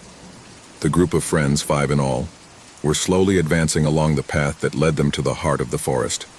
Every step they took was accompanied by the rustling of dry leaves beneath their feet, a sound that seemed to be amplified in the absolute silence around them. Carlos, the most enthusiastic of the group, led the way with a flashlight in his hand, his face illuminated by the warm light that contrasted with the gray of the landscape. Behind him was Lucia, his best friend, followed by Eduardo, Javier, and Laura. Everyone, gasping for breath, stood together, looking straight ahead, where the forest seemed to grow denser with each step.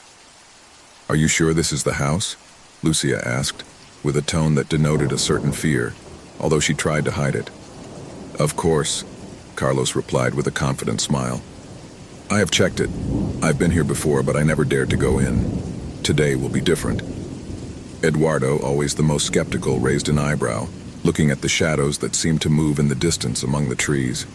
Fog enveloped everything around him, but the treetops revealed flashes of light that made the scene look surreal. "I don't like this," Eduardo murmured, but no one paid any attention to him. The group continued to move forward, ignoring the weight of fear that seemed to follow them, watching them at every step. Finally, after several minutes walking in silence, they arrived at a small clearing. There, hidden among the trees, was the house. The structure was old, with broken windows and wooden walls that showed the passage of time and decay. The house, however, seemed to have something that made it stand out from the rest of the landscape, a palpable energy, as if the whole place was charged with something dark, something ancient. The door of the house was ajar, which increased the bewilderment of the friends. "This isn't right," said Laura, who had always been the most cautious of the group. His eyes swept over the doorway and his stomach churned. Despite her fear, curiosity drove her to take a step forward. "It's okay," Carlos insisted, pushing the door effortlessly. "It's just an abandoned house. Surely there is only dust and cobwebs. Come on, let's go in." The group looked around. The trees, though imposing, could not hide the fact that something strange was happening in that place. The feeling of being watched did not disappear, but intensified. But the excitement of exploring the interior of the house overcame their instincts, and one by one they entered the hall. The air inside the house was heavy, dense, as if time itself had stopped there. The walls were covered with dark stains that, at first, were thought to be simple marks of moisture. However, as they progressed, something else became apparent. In the shadows of the main room, blurred figures could be seen, as if they were watching them from the corners, waiting. Carlos turned off the lantern and, with an expression that tried to hide his discomfort, whispered, "Let's explore a little more. Surely there is nothing." At first all seemed calm, though a sense of uneasiness hung over them. Every step echoed in the void, and the echo of their voices was lost in the heavy air. But soon, a series of strange noises began to fill everything. A crunch here, a whisper there. Lucy shuddered and looked at the others, trying to see their faces, but the darkness had completely enveloped them. Eduardo took out his mobile phone to use the flashlight, but the screen flickered before turning off completely. "What the hell?" Eduardo growled, rubbing his eyes as if trying to clear the fog from his mind.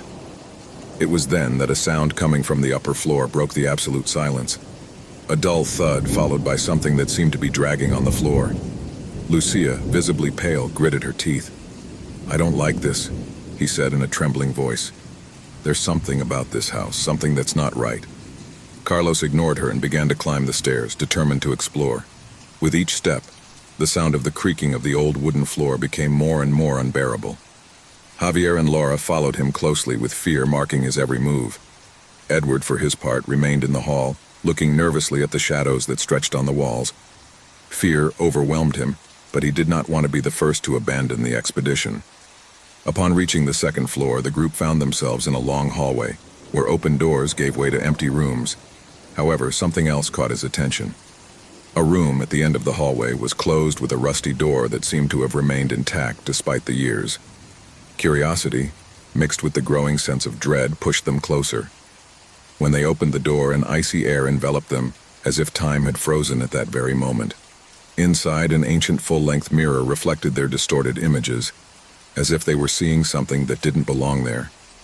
Lucia's eyes widened as she saw a shadowy figure reflected in the glass. But when she turned, there was nothing behind her. The silence became absolute.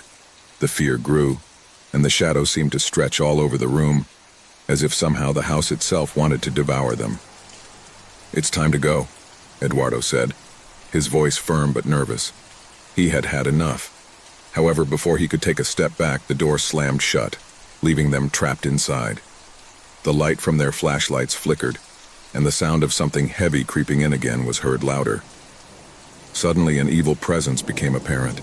Something ancient and powerful had been waiting, watching, and now at last it had decided to show itself.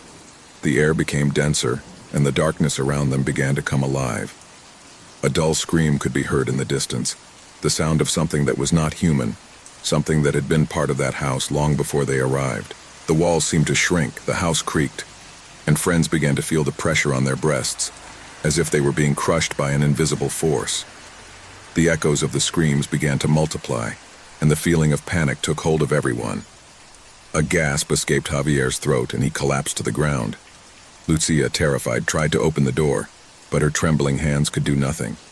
A shadowy figure appeared in front of them, a tall, dark silhouette with empty eyes that reflected a darkness much deeper than the night itself.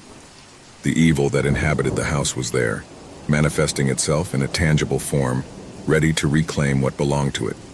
Carlos, trembling with fear, cried out, "Run!" But the figure's voice was louder, a deep, unnatural whisper creeping into their minds. "There is no escape. This is what belongs to me."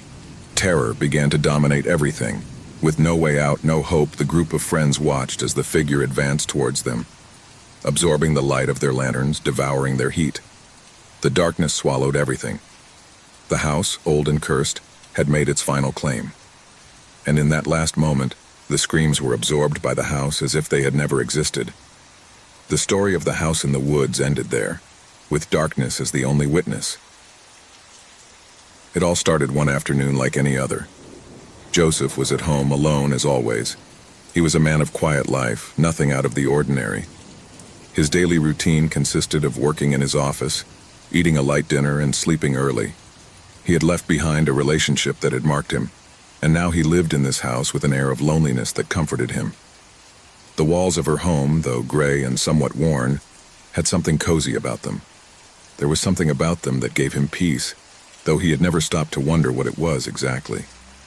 One day, as he was getting ready to leave for work, he looked at himself in the hallway mirror. He was adjusting his tie when, for a fleeting moment, something in his reflection made him stop.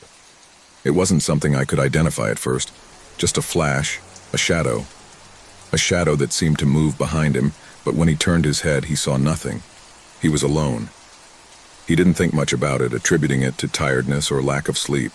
However, that night, while in the living room, he read an article on his mobile phone about strange phenomena in houses.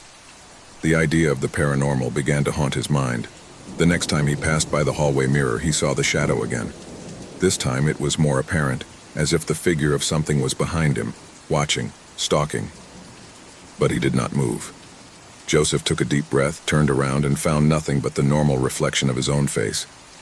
From that day on, the shadow began to appear in every mirror in the house.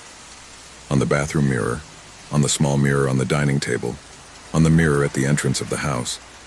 It was always the same shadow, always following the same pattern, moving slowly, as if it had a life of its own. Each time Joseph looked at himself, the figure seemed to draw closer to him, as if it intended to reach him. At first, Joseph thought he was losing his mind. It was not possible. How could a shadow have a will of its own? And how could he move through each mirror in the house? But as the days went by, the shadow's behavior became stranger. In the bathroom mirror, he could see how the shadow seemed to lengthen, stretch towards him, as if he wanted to touch him. In the reflection of the hallway, the shadow was beginning to change shape. It was no longer just a dark outline. I could see how the shadow formed a human figure, but it was blurry, undefined.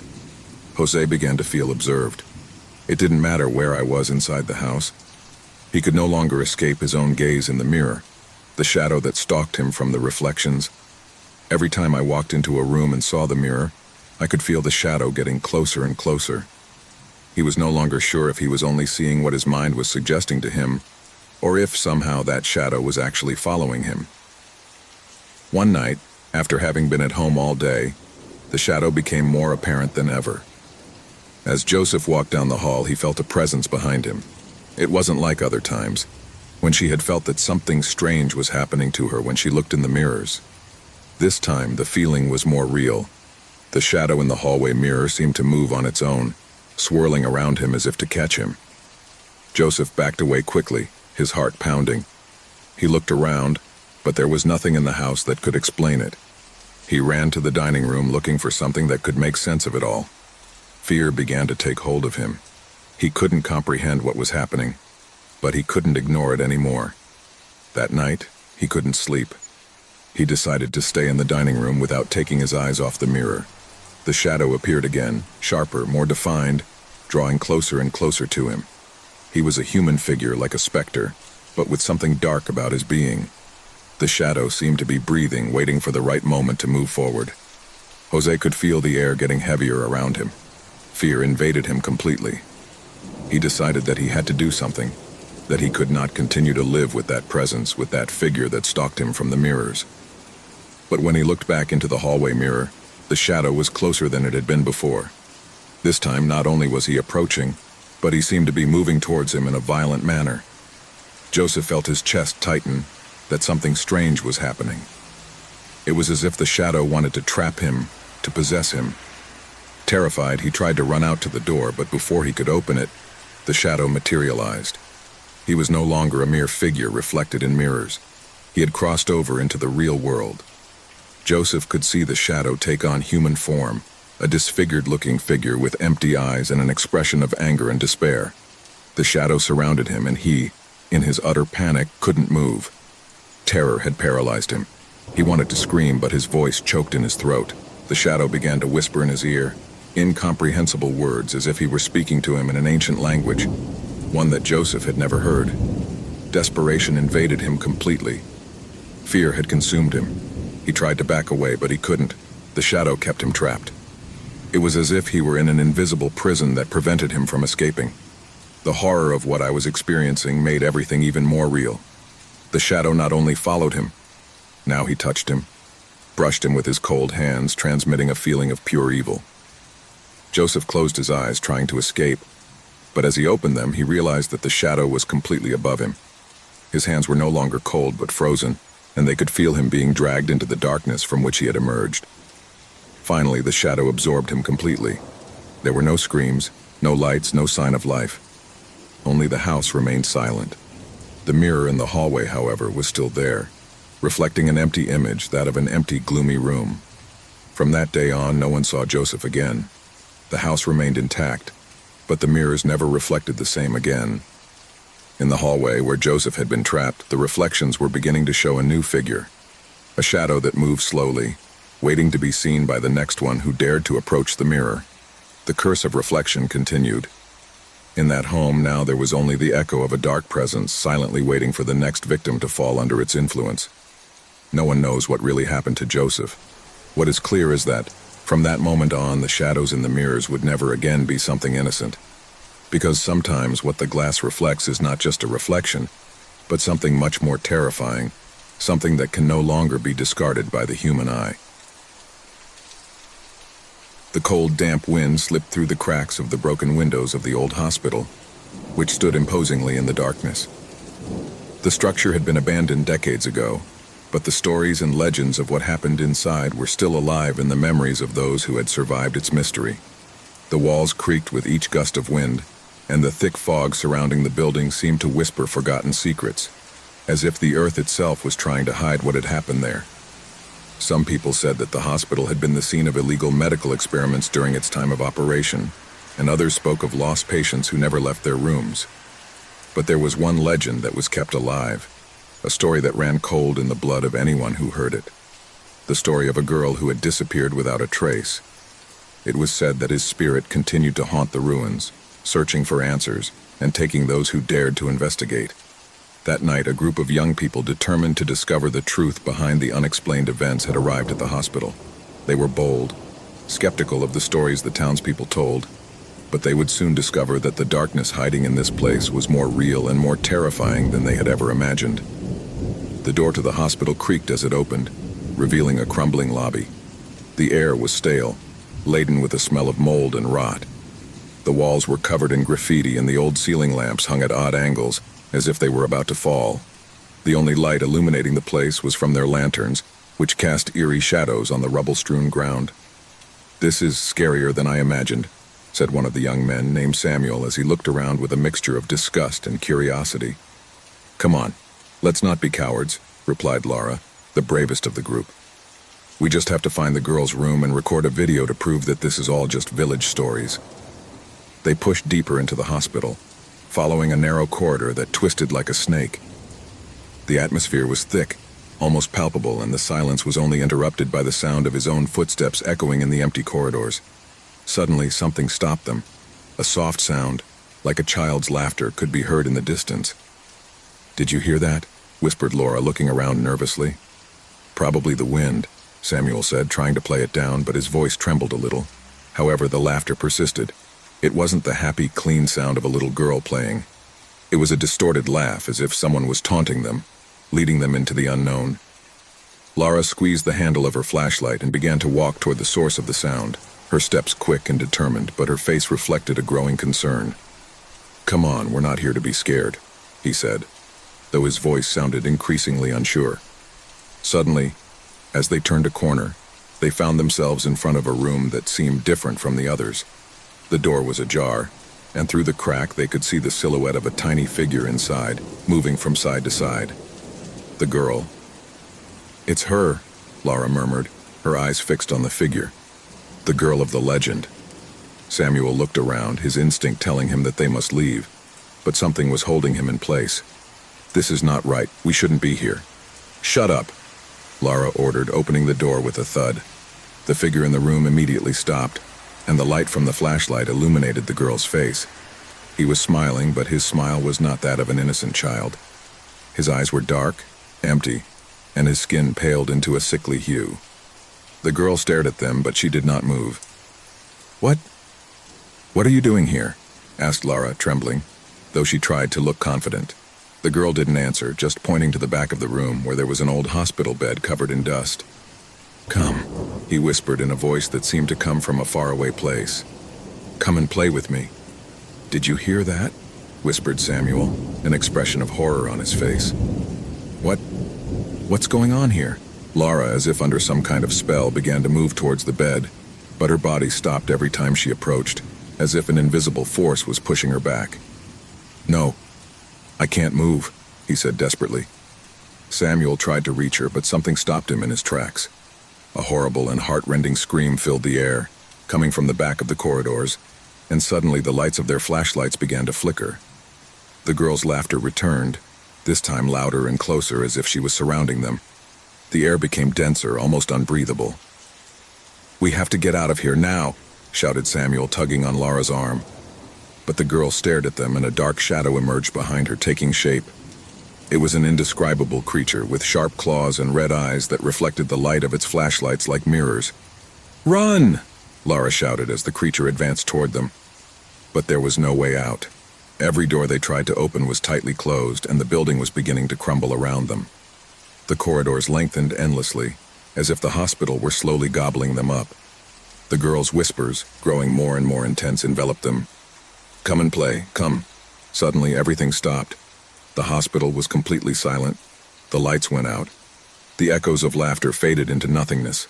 Lara and Samuel were paralyzed with terror, unable to move. The girl was no longer there. The creature had also disappeared. Only darkness remained. The next day, the villagers found the young men's cameras, but not them. Only the echoes of their voices remained, and in the recordings the girl's laughter resounded, closer and closer.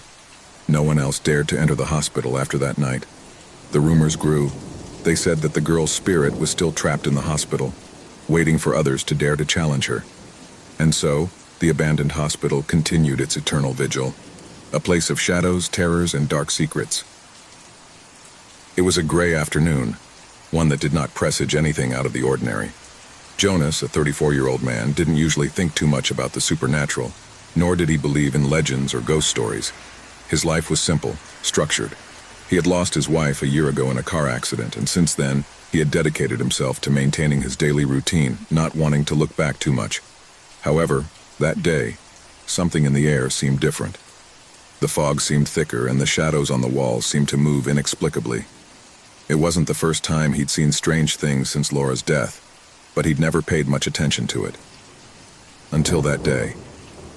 Jonah had been looking for something to fill the void left by his beloved's departure, something to distract him from the heavy burden of memories that suffocated him every night.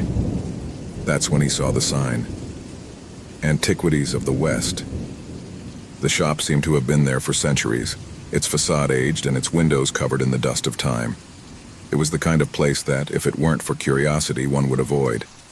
Inside, the air was dense, laden with quiet stories, with objects that seemed to whisper dark secrets.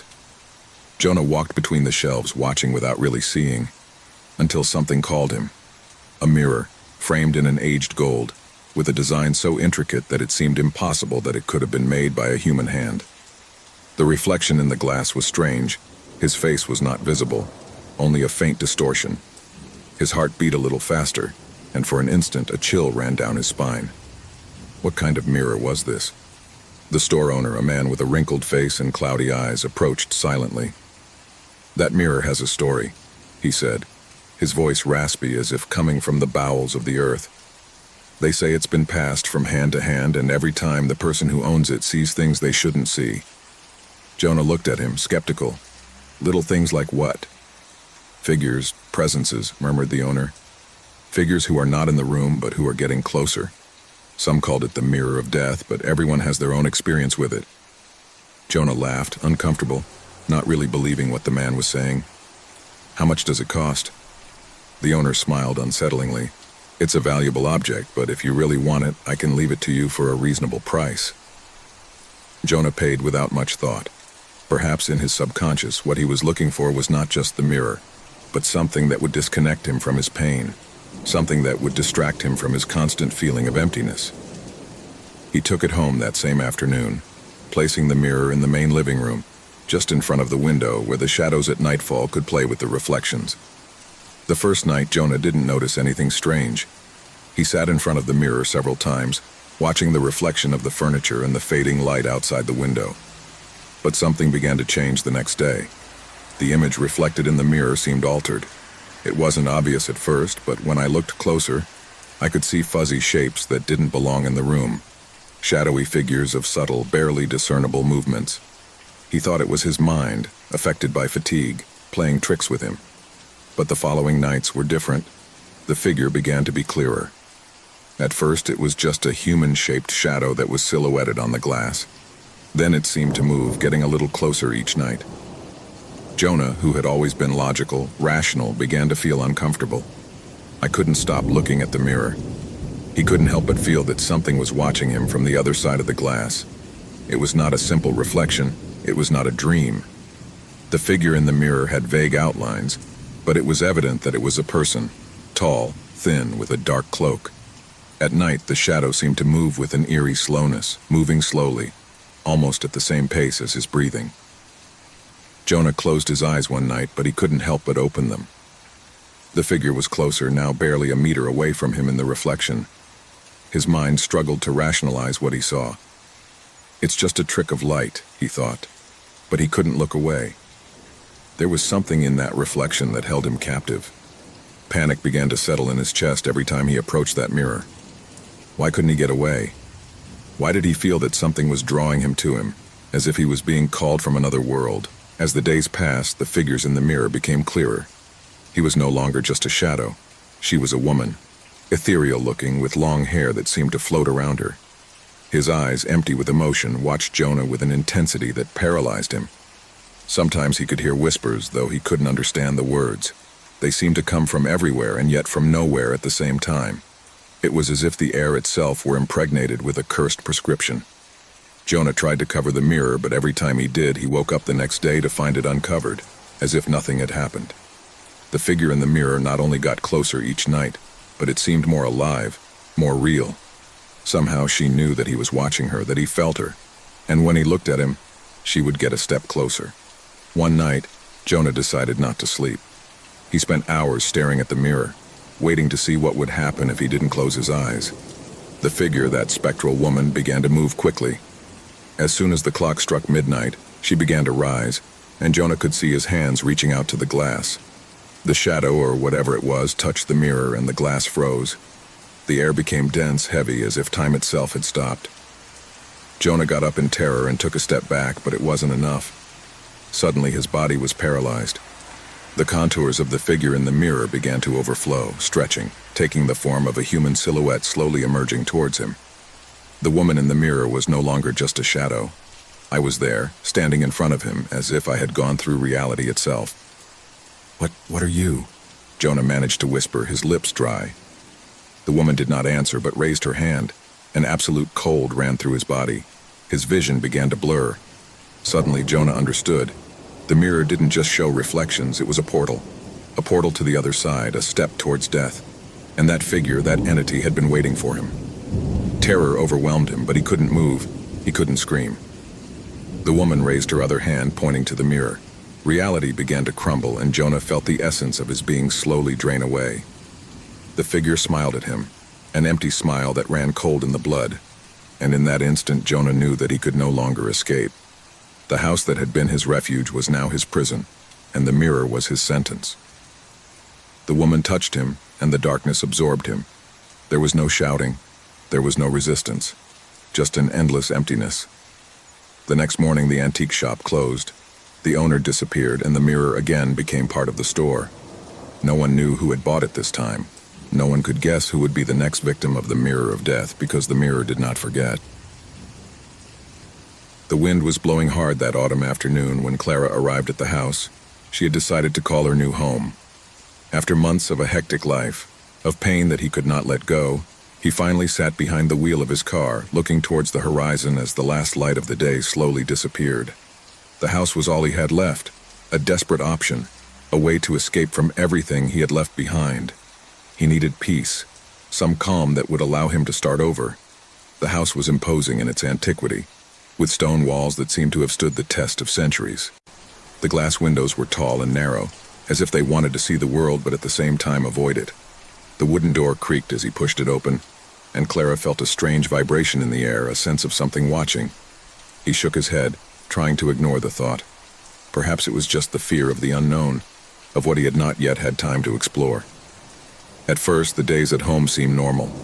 Clara spent her mornings unpacking and cleaning, getting used to the noises of the old house, the creaking of the wood under her feet, the wind whispering through the cracks in the windows. None of that troubled her. But one night, everything changed. She was lying on her bed when a murmur under the door of her room woke her up. At first he thought it was the wind, but then he made out words. Those were his own words. He heard fragments of a conversation that he did not remember having, phrases that sounded familiar, but that he did not know where they came from. He got out of bed, his heart pounding in his chest. He approached the door cautiously, the heavy air of inexplicable tension. He opened the door slowly, but no one was there. There was no trace of what he had heard. A hallucination? She thought, taking a breath, but something inside her knew it wasn't.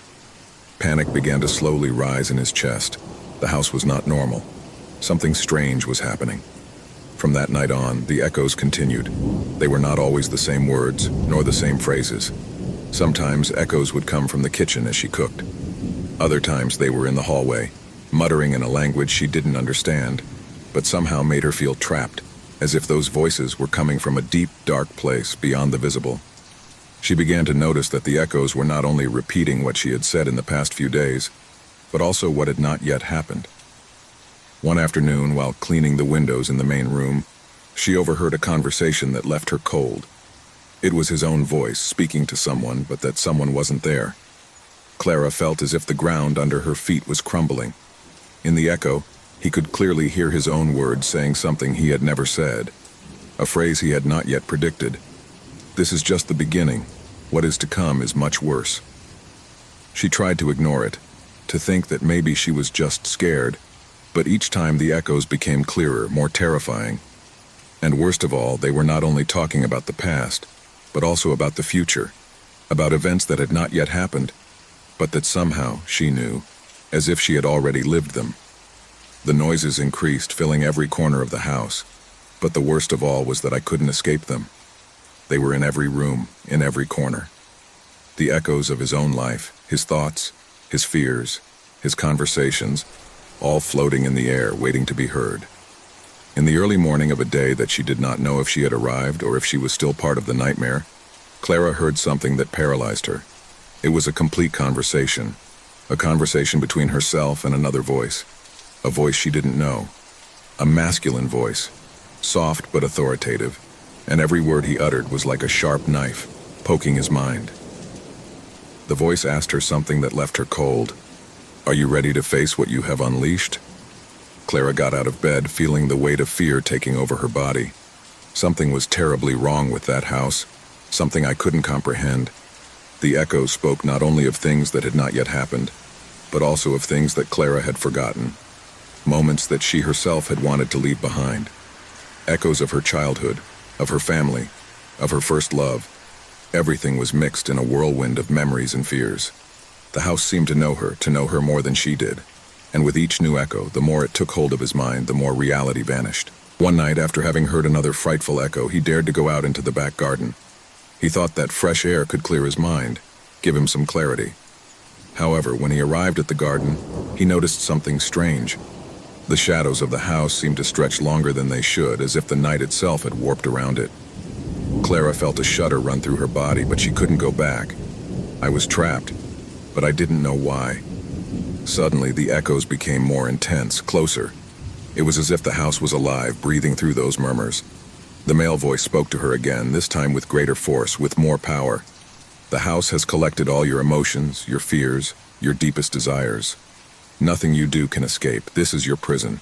You can't run away from yourself." Fear enveloped her completely. Clara began to run, but she could not escape.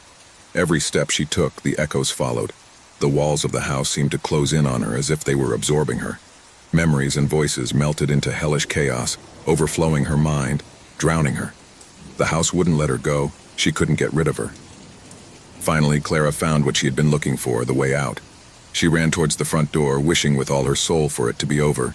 But upon getting there, the door closed on its own, as if it was being pushed from within. The walls rumbled with distorted echoes, and Clara knew at that moment that she could not escape. The house had completely absorbed her. The house was already part of it. The last voice she heard before everything turned dark was hers, her words echoing in her mind with terrifying clarity.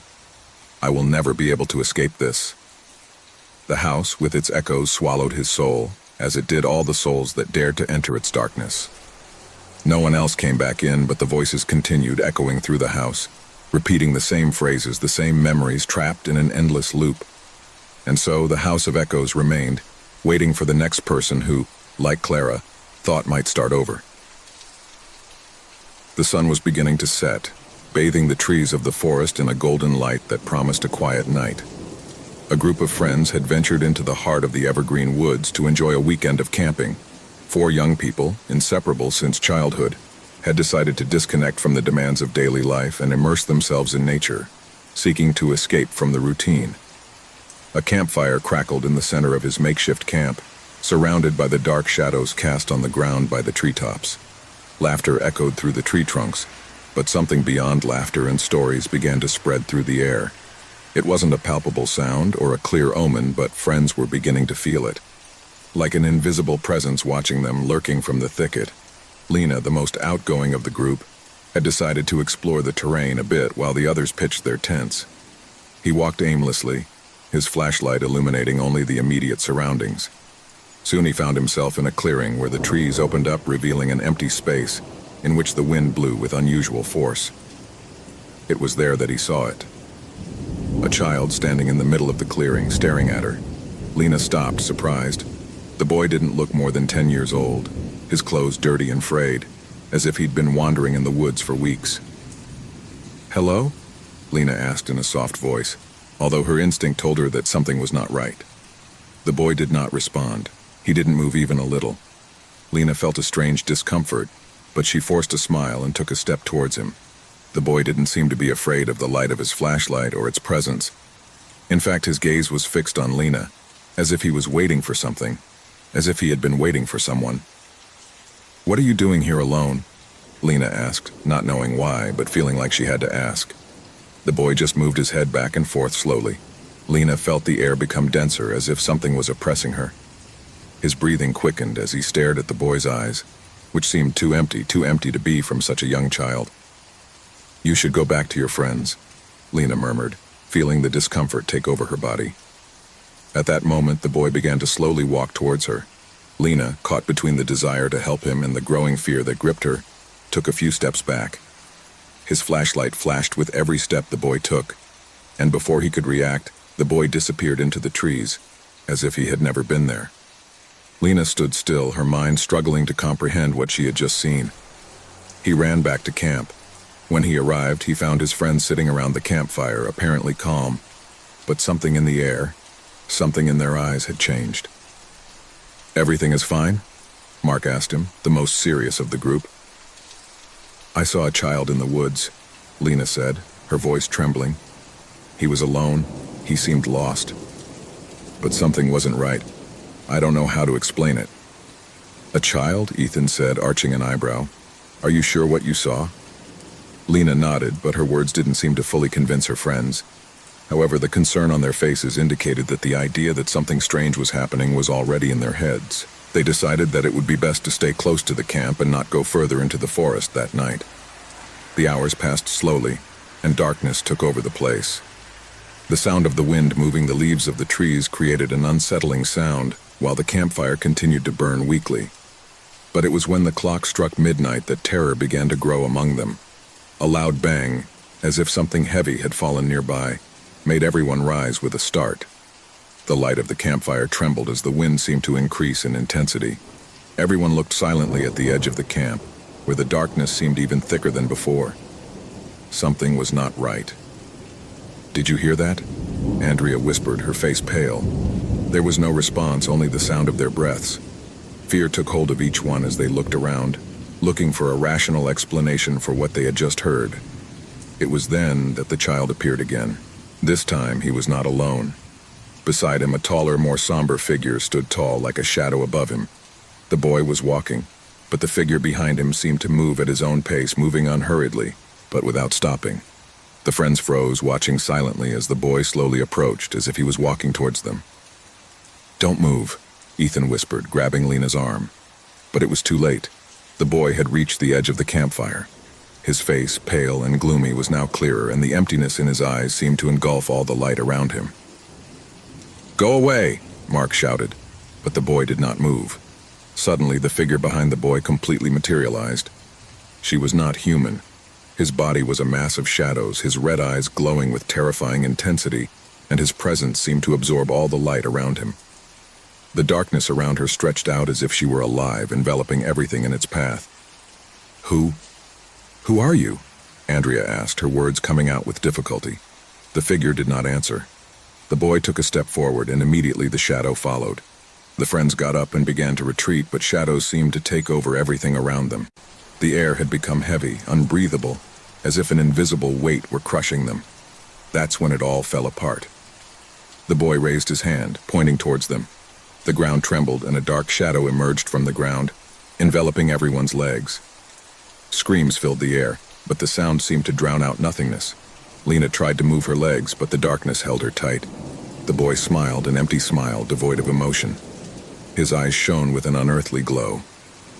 "You can't escape," he whispered, his voice a low echo. Suddenly, the shadow around them began to twist, as if it had a life of its own, and the friends felt the pressure mounting. Fear paralyzed them. The darkness seemed to swallow them little by little. The boy began to disappear, merging into the shadow, as the figure behind him faded like a whisper into nothingness. The friends trapped in the darkness felt the piercing cold around them. They couldn't move, they couldn't breathe, trapped in an endless nightmare. The last vision they had was of the boy, slowly fading into the shadows, his laughter echoing in their minds, an echo that would never fade. In a remote place where time seemed to have stopped and the wind whispered forgotten secrets, a small village lay hidden among the mountains, almost beyond the reach of man. In the distance, the mountains rose as guardians of a past that had been erased from the memories of the world. Stone houses, old and crumbling, lined the cobblestone streets. But there was no sign of life. No one lived there. The heavy air of humidity and silence enveloped the town, as if the environment itself had decided to forget its existence. The few broken windows seemed to watch those who dared to approach, their shards of glass reflecting a distorted image of the outside world, as if the place refused to be part of reality. A group of 5 travelers, tired from their long journey, arrived on the outskirts of the town. In their search for a refuge where they could rest, they were attracted by the stillness that emanated from the village, believing that perhaps there they could find relief from the exhausting road that had led them there. With backpacks slung over their shoulders and faces scarred by the sun and fatigue, they entered without hesitation, ignoring the strange premonition that was beginning to form in their hearts. It was a gray afternoon, the sky covered by dense clouds that gave a glimpse of a dim light. Despite the calm of the place, something in the air was strange, oppressive, as if the very shadows of the houses were waiting for something or someone. As travelers moved through the deserted streets, the doors of the houses were kept closed, the blinds lowered, and the typical noises of a moving people could not be heard. The feeling of emptiness was so palpable that they could almost hear the echo of their own footsteps echoing on the pavement. Suddenly, one of them, Gabriel, looked up, feeling an unsettling pressure in his chest. At the top of one of the houses, through a dirty window, he could see a blurred figure leaning out to watch them. He couldn't make out their details, but just knowing that someone or something was watching them caused a stream of cold to run down his spine. "Have you seen that?" Gabriel said quietly, still looking out the window. The group looked at him, confused, but no one could confirm what he had seen. The figure disappeared before anyone could approach or say anything. However, that strange feeling of being watched settled in the air, as if the buildings themselves and the wind whispered ancient secrets that did not want to be revealed. As they explored the village, they realized that everything was in ruins. Streets that might once have been lively and bustling were covered in brush and debris. The houses, though empty, did not appear to have been abandoned recently. There were traces of a life that once flourished there, but it had all been trapped in time. The doors were still locked with old rusty locks, and the broken windows let out drafts of icy air. The people seemed to be stuck in a perpetual present, as if an invisible force had frozen life right there at that precise moment. "This place is not right," murmured Marta, one of the travelers, as she looked at the shadows that stretched along the walls of the houses, as if something or someone was watching them. "Don't you find it strange that it's so desert?" The group continued to move forward, and as they did so, the feeling that they were not alone intensified. As they walked down the main street, each of them felt the air pressure become denser, heavier, as if the place was slowly absorbing their energy. It was then that a sound, slight but disturbing, reached his ears. The creak of a wooden door opening. The sound came from one of the houses on the left. No one dared to move immediately. A shudder ran through their bodies, and for a moment they all looked at each other silently, wondering if the sound was real or just a hallucination created by the strange atmosphere around them. "Does anyone dare to enter?" asked Tomas, the bravest of the group, although his voice sounded more fearful than he intended. No one answered. The door opened even wider, as if an invisible force was pushing it. The pressure in the air was unbearable, and each of them knew that something was not right, but none dared to turn around. With a mixture of curiosity and fear, Marta was the first to approach the door. His steps were slow, measured, as if he were walking into the unknown, a place where the rules of the real world no longer applied. When she crossed the threshold of the house, a gust of icy air enveloped her, as if the very darkness of the place was consuming her. The interior of the house was gloomy, with furniture covered in dust and cobwebs. The walls, decorated with old landscape paintings that may once have been beautiful, now showed only distorted faces, as if the portraits in the painting reflected the tragedy of the place. A shiver ran through his body. I couldn't understand how a place so far from everything could have such dense energy, that feeling of death suspended in the air. "This is not right," Martha murmured, looking back at the door, where the others were watching her from the doorway. But before she could take a step back, she heard a whisper behind her. A whisper so low it seemed to come from the ground, a distorted, distant voice that barely reached his ears. "Come out. Go away." Her heart racing, Martha turned around. But before she could leave the house, the door slammed shut, trapping her inside. The group outside shuddered, hearing the loud sound of the door closing, and they ran towards it. But when they arrived, they found something even more terrifying. The door was sealed as if it had never existed. No one could enter or leave. Desperate, they began to look for a way to free her, but what they found inside the house left them frozen. The walls were covered with strange engraved symbols that seemed to move slowly as if they were alive. The atmosphere was dense, oppressive. The objects in the room were shaking, as if an invisible force was trying to harm them. Suddenly Martha appeared at the window, her face pale and disfigured with terror. She tried to speak, but her mouth only uttered unintelligible words. The travelers tried to shout at him, but their voices were lost in the air. As time went on, anxiety took hold of everyone. Despite their despair, something in the back of their minds told them that they must not leave the village without solving the mystery, that something dark lurked in the shadows of those forgotten ruins. No one could escape, but no one knew how to stop the nightmare. The shadows seemed to grow, lengthening as night fell. The people were alive, but not with the life they knew. He fed on fear, on the dread that was beginning to settle in their hearts. As the hours progressed, the figures began to appear again in the broken windows, staring at them with empty eyes, the eyes of those they never forgot. Each of the travelers began to hear whispers in their ears, soft but disturbing voices telling them different things. Some asked them to stay, that the people needed them. Others ordered them to flee before it was too late. The walls, the ceilings, the windows, everything seemed to come to life, changing, twisting, and every corner of the house seemed to want to devour them. Panic turned to pure terror when, without warning, a figure materialized in front of them.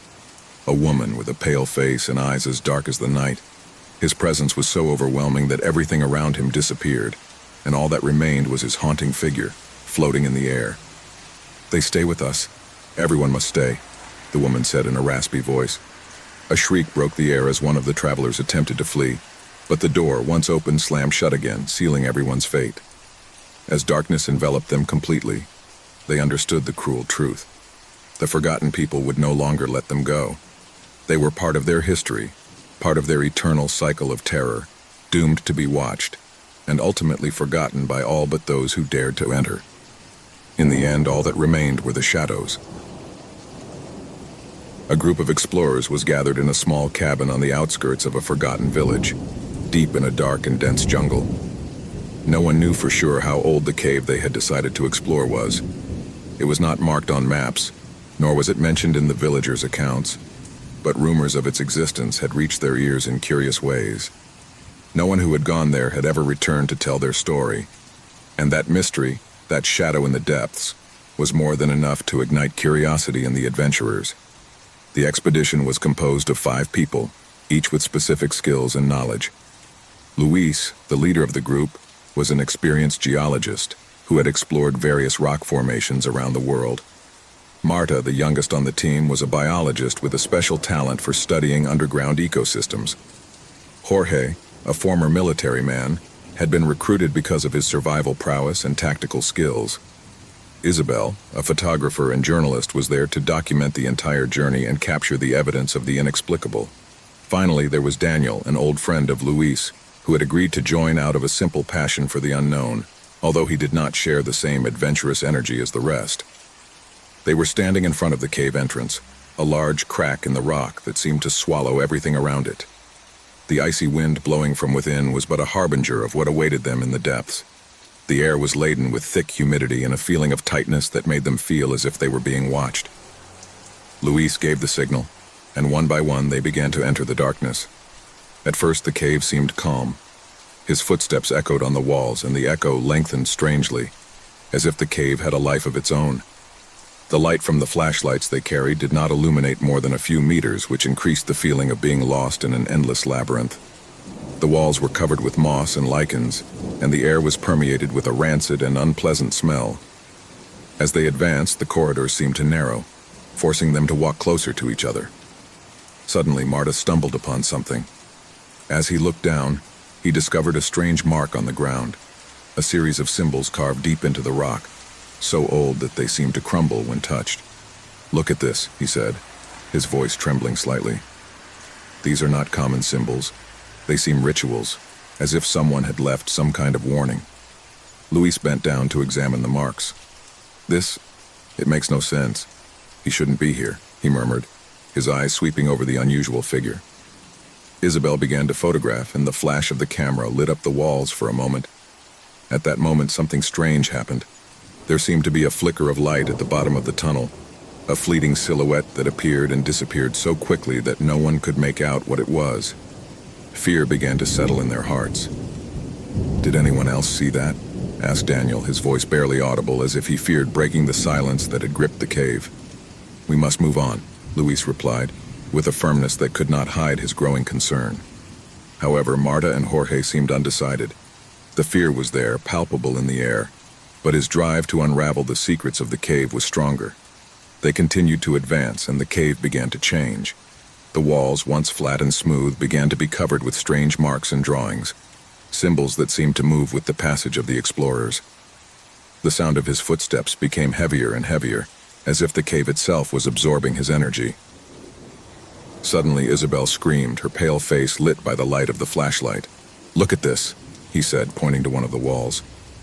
On the rock, the markings seemed to have come to life, forming figures that shouldn't be there. Twisted shadows of creatures that have never been seen before, or at least not in this world. The scout's eyes widened. The atmosphere had become dense, unbreathable, as if the place were becoming aware of its presence. But the worst was yet to come. As they went farther in, the air became even heavier, permeated with palpable fear. Suddenly, the ground began to shake. A rumbling sound, deep and distant, could be heard through the walls, as if something gigantic was waking up from a long sleep. The cave was not simply a geological formation. It was something much darker, something alive, something that should not be disturbed. The tremor intensified, and murmurs began to be heard from all directions. Like distant whispers, fragments of words that they could not understand, but that caused a deep shudder in their bones. "We have to get out of here," Jorge said, his voice agitated with panic. But when they tried to turn back, they realized that the road they had come by was no longer there. The cave seemed to have changed. The corridors were no longer the same, and the markings on the walls now glowed with a reddish light, as if they were pulsating with a life of their own.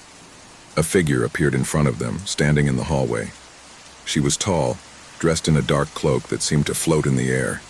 His face was covered by a mask, but his eyes shone with an unearthly intensity, filled with an unfathomable emptiness.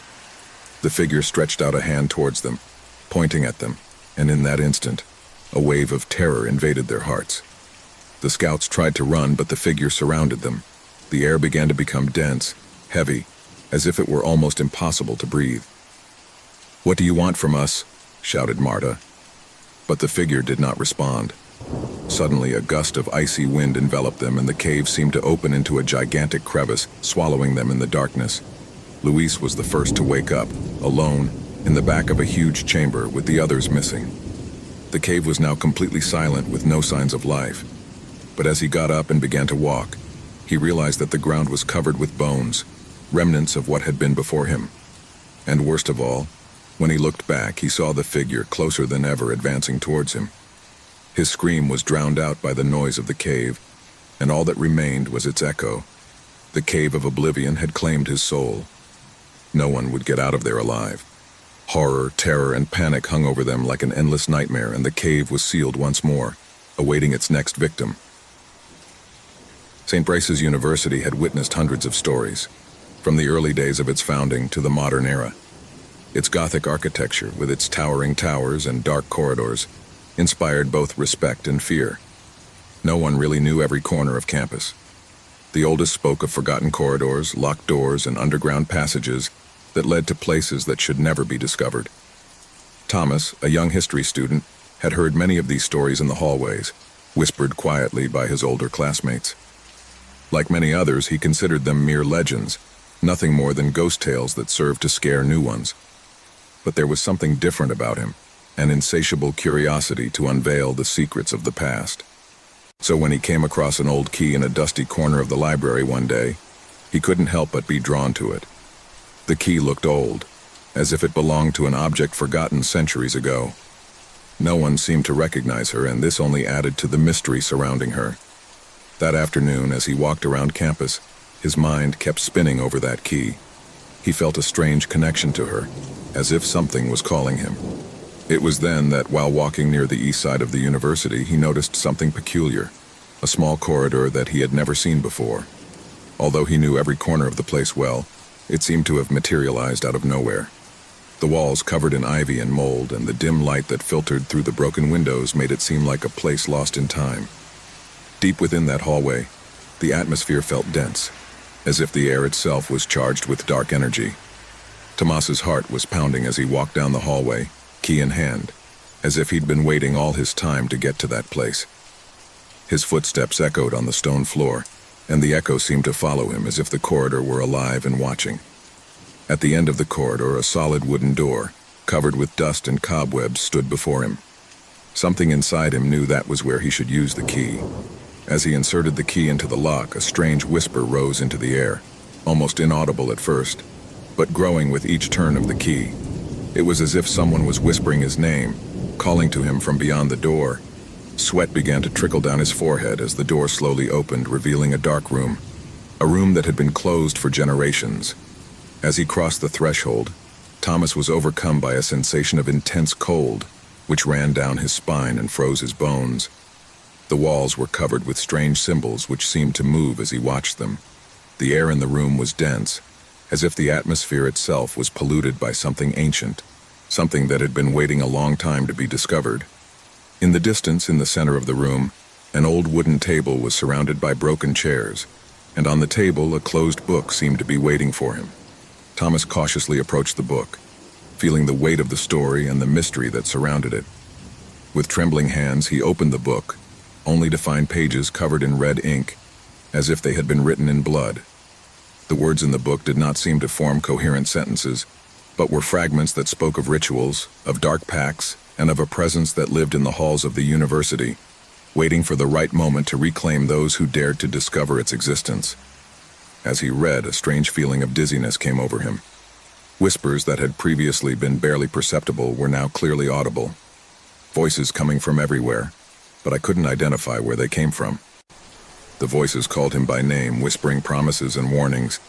He felt as if something was watching him from the shadows, as if something was waiting for him to make a mistake, something that could condemn him. Suddenly, the lights in the room flickered and went out. The corridor behind him seemed to have lengthened, and the door through which he had entered was no longer visible. He saw only darkness, a black chasm expanding before him. At that instant, a loud noise made him spin. Something was moving quickly towards him, a whisper that transformed into a guttural, inhuman scream full of rage. Fear invaded him completely, but he could not move. He was paralyzed, trapped in a labyrinth of darkness and terror. Cold fingers landed on his shoulder, and his body reacted immediately, giving him a shudder that made him take a step back. He turned, but no one was there. Just the echo of his own heartbeat echoing in his ears. However, the air was charged with an invisible presence surrounding him. The voices intensified, and they began to speak in a language that he did not understand, but that resonated deep within his being. His eyes widened as the figure of a woman appeared in front of him, her face haggard, her eyes empty of emotion, but filled with infinite sadness. Thomas tried to scream, but his throat didn't respond, as if something was choking him from the inside. The woman began to walk towards him, and with every step she took, the ground shook slightly. When he was in front of him, his lips moved slowly, but the words did not reach his ear. It was not a human language, but something more primitive, something that belonged to a lost age. Suddenly, Thomas felt a pressure on his chest, as if the air itself was crushing him. The woman stretched out her hand towards him, and at that instant the lights came back on, but the room was completely transformed. I was no longer in the dark and dusty place, but in an ethereal space outside of time, where everything looked distorted, as if the world itself was broken. It was as if he had been transported to a place that did not belong to reality. The voices surrounded him, and now he could see them. Shadows of human figures, all with the same empty and sad expressions, all whispering but not saying anything he could understand. The shadows closed in on him, and as they surrounded him, an excruciating pressure took over his mind. He wanted to scream, but the words choked in his throat. Finally, the woman spoke, and this time her words were clear, though filled with overwhelming darkness. The corridor is alive. It always has been. All those who have crossed its doors have been claimed. And now, it's your turn. Panic took hold of him, but he couldn't move. The darkness surrounded him, and the voices called to him, full of despair, of pain. The hallway had been created to trap curious souls, to keep them trapped in an endless cycle. And now Thomas had become part of that cycle. The woman, now a shadowy figure, looked at him with infinite sadness, as if she were sorry. The hallway was never a physical place. It was a threshold, a line between the world of the living and the world of the dead, and once crossed, there was no turning back. Tomas never returned. The whispering hall closed behind him, and the voices died away, leaving only the echo of his lost existence. The mystery of St. Bryce's University continued, and the legends about the forgotten corridor grew more somber. No one else dared to look for that hallway, but those passing by swore they heard whispers, as if the hallway was waiting for the next victim. Sarah had been looking for something different, something out of the ordinary. As an adventurous young woman with a brave heart, she had traveled countless lonely paths, explored dark forests, and faced extreme situations, but always with the certainty that, in the end, everything had a logical explanation. But tonight would be different, very different. It was a cold, rainy night when he decided to get away from the city and venture out to an old hotel that had been in the news, mostly for stories of mysterious disappearances. But as always, Sarah didn't believe those rumors. He thought that people were carried away by superstition and baseless fears. The hotel, an old building with worn brick walls and moss-covered windows, looked like something out of a horror movie. The lights flickered faintly, and the air was permeated with a smell of mold and rotting wood. Sarah, however, was undeterred. He decided that it would be the perfect place to spend a quiet night, away from the rush and pollution of the city. Once she entered, the receptionist, an older man with deeply tired eyes, looked at her without saying a word, handing her a key with a brass plate bearing the number 12. There was no warm welcome or smile. Something in the atmosphere was already beginning to feel strange, but Sarah didn't think about it. She just thanked her and headed towards her room. The door creaked as it opened, and the light inside flickered a few times before stabilizing. At first glance, the room looked normal, although the furniture was covered in dust, as if no one had been there in years. The mattress was too firm, but Sarah wasn't going to let that ruin her night. He left his backpack on the table and sat on the bed, enjoying the silence that enveloped the place. A few hours passed, and the rain was pounding against the windows. The sound, initially relaxing, soon began to feel unsettling, as if the hotel was breathing slowly, like a living entity. It was at that moment that he heard it. A low, almost inaudible whisper came from the walls. Sarah frowned, trying to figure out what it was. Maybe the sound of the wind or some crack that made noise. But as the whisper persisted, it began to take on a more definite form, something that clearly could not be explained by the wind. Sarah, Sarah. It was the only thing the voice repeated softly and constantly. Fear began to take hold of her. It was not a coincidence. Someone or something was trying to communicate with her, but who or what? With his heart pounding in his chest, he got out of bed and walked over to the wall where the whispers were coming from. The skin on his back stood on end, and his hands trembled slightly as he touched the cold, wet wall. Suddenly, the whisper stopped, absolute silence. But before she could take a step back, a new feeling enveloped her. A shudder in the air, as if the room itself had changed, as if an invisible weight were pressing down on his chest. The temperature dropped suddenly, and Sarah could see his breath condensing in the air. Instinctively, He took his mobile phone out of his backpack. The phone, her only connection to the outside world, was the only way she felt safe. When he turned it on, he saw that he had several missed calls and unread messages, all coming from his sister. But what really caught his attention was a strange notification. A recording had been added to her video gallery, a file she hadn't recorded. Intrigued, Sarah began to play the video. The screen lit up with the image of the room where he was, but something was there. Not good. The camera was shaking and the light was flickering more intensely. In the video, a dark figure moved on the edge of the room, barely visible, like a shadow that seemed to dissolve into the darkness. "Sarah, you have no way out." He muttered the voice in the video, a voice that wasn't his own. A deep, guttural whisper that made her instinctively retreat. The figure began to slowly approach, and the moment the shadow touched the camera, the video abruptly cut off. Fear took over Sarah, and a sense of panic invaded her body. She was not alone. Something or someone was watching her, but I didn't know what to do or who to turn to. He ran to the door, trying to get out of the room, but the lock wouldn't respond. He tried once more and again with increasing desperation. The whispers began again, louder, closer. "Sarah, Sarah, ... Breathing rapidly, Sarah turned to the window and saw, in the distance, the figure of a man standing on the threshold of the hotel door, staring at her. A man with a cold, empty expression on his face. In his hand, he was holding a shiny object, something that shone with a strange and unnatural light. It was at that precise moment that the light of the lamp flickered violently and went out completely. Darkness surrounded her completely, and the whisper became a deafening scream, an indescribable sound that seemed to pierce her mind. In desperation, Sarah tried to scream, but her voice faded into thin air. The darkness sucked her in and her body collapsed to the ground. When the light came back on, the room was empty. The receptionist the next day found Sarah's phone on the table next to the bed with the message she had recorded herself before disappearing. "Don't trust the hotel. It's cursed." The hotel returned to its usual silence, but those who passed by said that sometimes, at dusk, they could hear the whispers coming from the walls. The old house on the outskirts of the city seemed to be an ideal retreat for a man tired of the hustle and bustle of modern life. From the first moment he walked through his dusty yard and observed the crumbling walls of the house, something inside him told him that this would be his new abode.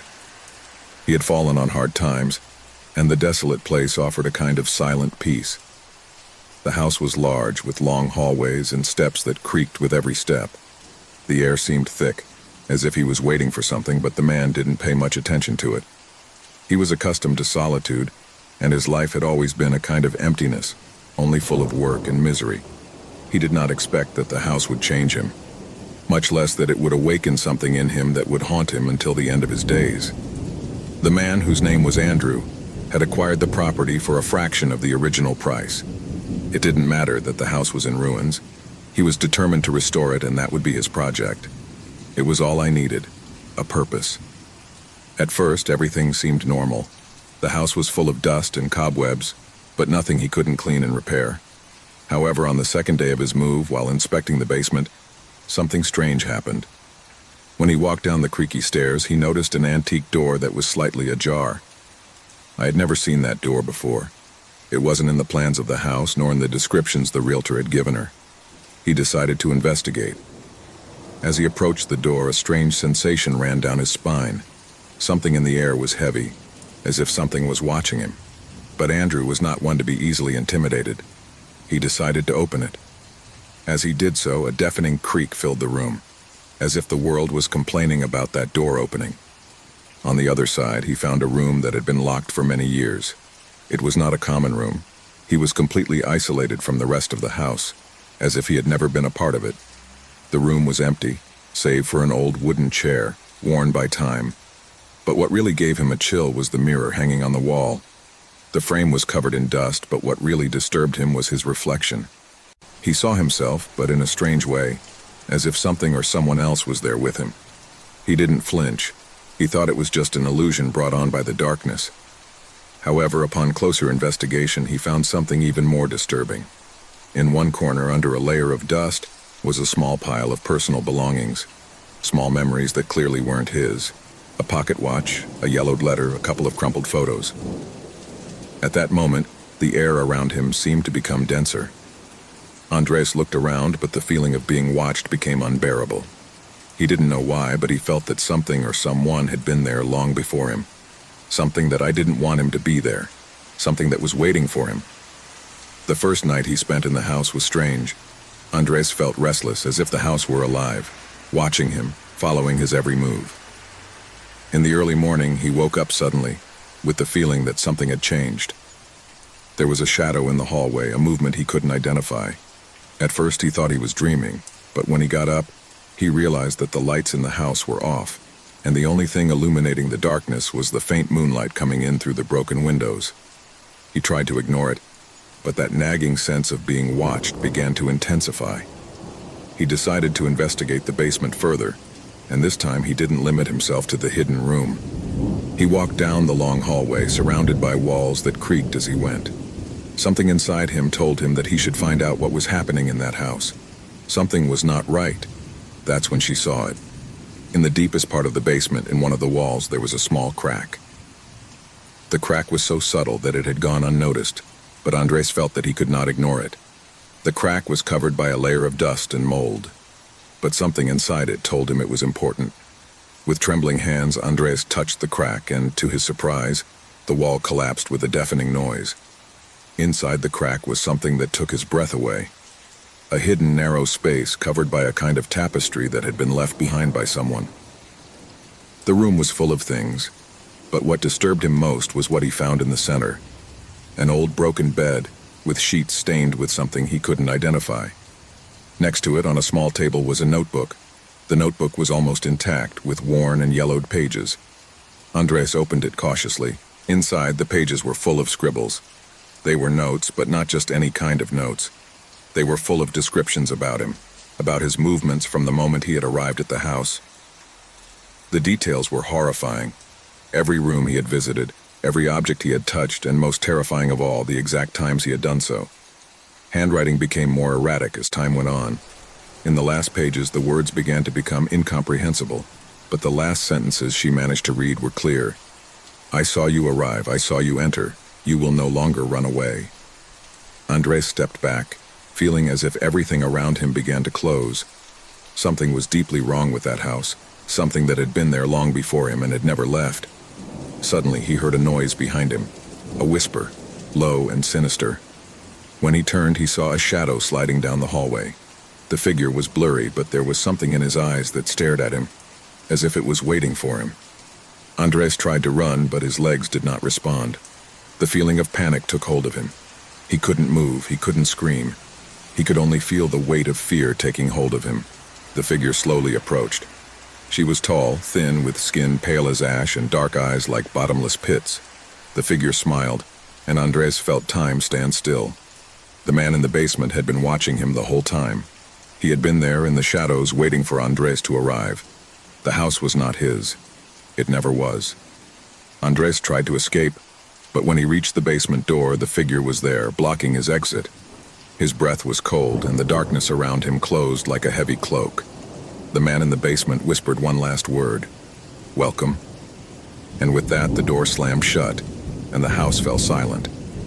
The presence that had been lurking all along vanished, and the house was left alone again, waiting for the next tenant who dared to discover the dark secrets it harbored. It was a gray afternoon when Emily, exhausted from the long journey, decided to take an alternate route on her way home. The deserted road stretched for miles, surrounded by growing darkness. There were no signs of life or other vehicles, only the roar of the wind and the distant chirping of crickets. The engine of her car echoed in the stillness of the landscape, and she took the opportunity to relax. As she drove, she began to feel a strange sensation, as if she were being watched. She shook her head and told herself that it was just tiredness. However, something was not right. His phone above the passenger seat vibrated suddenly. Emily frowned at the screen. He didn't recognize the number, but decided to answer, hoping it was an important call. "Hello, who's talking?" she said in a tired voice, trying to sound calm. At first, there was no response, just the sound of heavy breathing on the other end of the line. Emily raised an eyebrow, puzzled. "Hello?" he repeated, looking at the phone with growing uneasiness. Finally, a trembling voice emerged from the darkness on the other end of the line. "Help me, please," said the male voice, full of despair. "I'm trapped. I don't know where I am. There's something here. Something that is looking at me. He's chasing me." Emily felt a wave of discomfort run down her spine. The voice was distorted, as if the man was in a dark, terrifying place. "Who are you?" he asked, his pulse racing. Fear was beginning to creep into his voice. Before he could receive an answer, the call was abruptly cut off, leaving only the echo of the stranger's heavy breathing. Emily, her hands sweaty, looked at her phone for signs of life, but there was nothing. There were no messages, no missed call logs, just the blank screen. He stared at his phone for a few seconds, his mind racing for answers. Just a joke, he thought. It must be someone playing with me. However, a strange sensation lingered in the air. She decided to continue on her way, but she couldn't shake the feeling of being watched. Over the next few days, Emily tried to forget what happened, blaming it on the stress and fatigue of the trip. However, something inside him told him not to ignore it. She was used to being alone on her travels, but she had never felt anything so unsettling. The latent sense of danger never went away. One night, after arriving at her apartment, Emily checked her phone and saw something that left her paralyzed. A message without a sender or any information. When he opened it, he saw a recording. She played it without knowing why, as if something pushed her to do it. The audio that began to play was the same as that of the mysterious call. The same desperate voice, the same gasping breath. But what made her tremble with terror wasn't just the voice. It was the sound of a whisper filtering through the end of the recording. Something enigmatic, almost inaudible, but clearly audible to anyone paying attention. "Don't look back," the whisper said, like a warning. A shiver ran through his body. Suddenly he realized that there was something much more sinister behind that call. Something dark that was following her. But I couldn't let it go. I couldn't ignore it. He decided to investigate. However, I had no idea what I was about to discover. Emily began to go through her phone logs, looking for something that might lead her to understand what had happened on the road. When he accessed the call history, something strange happened. There on the list, he saw the call from the unknown number, but with a peculiar detail. The time she was received did not coincide with the time she had been behind the wheel. It was as if the call had been recorded long before she answered it. The mystery increased, but something worse awaited her. That same night, Emily began receiving text messages. They were short, meaningless, but chilling. "You're closer than you think," said the first. The following message came shortly after. "Don't leave the house." Another, an hour later. "Time is running out." The messages intensified as the days progressed. Emily couldn't ignore them. She began to feel like she was being watched constantly, even though there were no obvious signs that anyone was around. At all hours, I felt the presence of a shadow, something I couldn't see but that was always lurking. The situation escalated when, one morning, Emily woke up with the feeling that something was not right. The air was dense, as if the atmosphere itself were charged with electricity. When she got out of bed and looked out the window, she saw something that left her paralyzed. On the other side of the street, in the gloom, there was a figure. Tall, thin, motionless. A figure she couldn't identify, but who seemed to be staring at her. Panic took hold of Emily. He closed the curtains quickly, trying to calm himself. I needed to get out of there. He didn't know where he would go or what he would do, but he felt that his life was in danger. He picked up his phone and saw one more notification, a message with an attachment. The file was a photo taken from his own window, showing his figure looking out. The tall and slender figure was now closer. So close that I could see her eyes, which glowed in the dark. In a fit of desperation, Emily ran to her car and drove to the place where she had first received the call. The deserted road, now covered in a thick fog, seemed even more unsettling than before. When he arrived at the scene, he turned on the car's lights, looking for any sign of what had happened. There, in the darkness, he saw something on the ground. It was his phone. The phone I'd forgotten. The phone that had witnessed everything that had happened. Upon picking it up, the device turned on its own, and a new notification appeared. "You are too close to finding out the truth. Now there is no turning back." A heart-rending scream filled the air, and Emily felt something horrible loom over her. The phone began to make a strange sound, as if something was happening on the other end of the line. However, there was no one there. Everything was silent, except for the sound of his own breathing, quickened by fear. Emily tried to run, but the ground began to shake under her feet. At that moment, a dark figure emerged from the fog. It was the same being in the photo, his face deformed and his gaze fixed on her. She had no human face, only empty eyes that stared at her with terrifying intensity. The figure moved forward, sliding on the ground, and Emily, paralyzed with terror, tried to scream. But his voice did not come out. Only the sound of fog and heavy breathing surrounded her.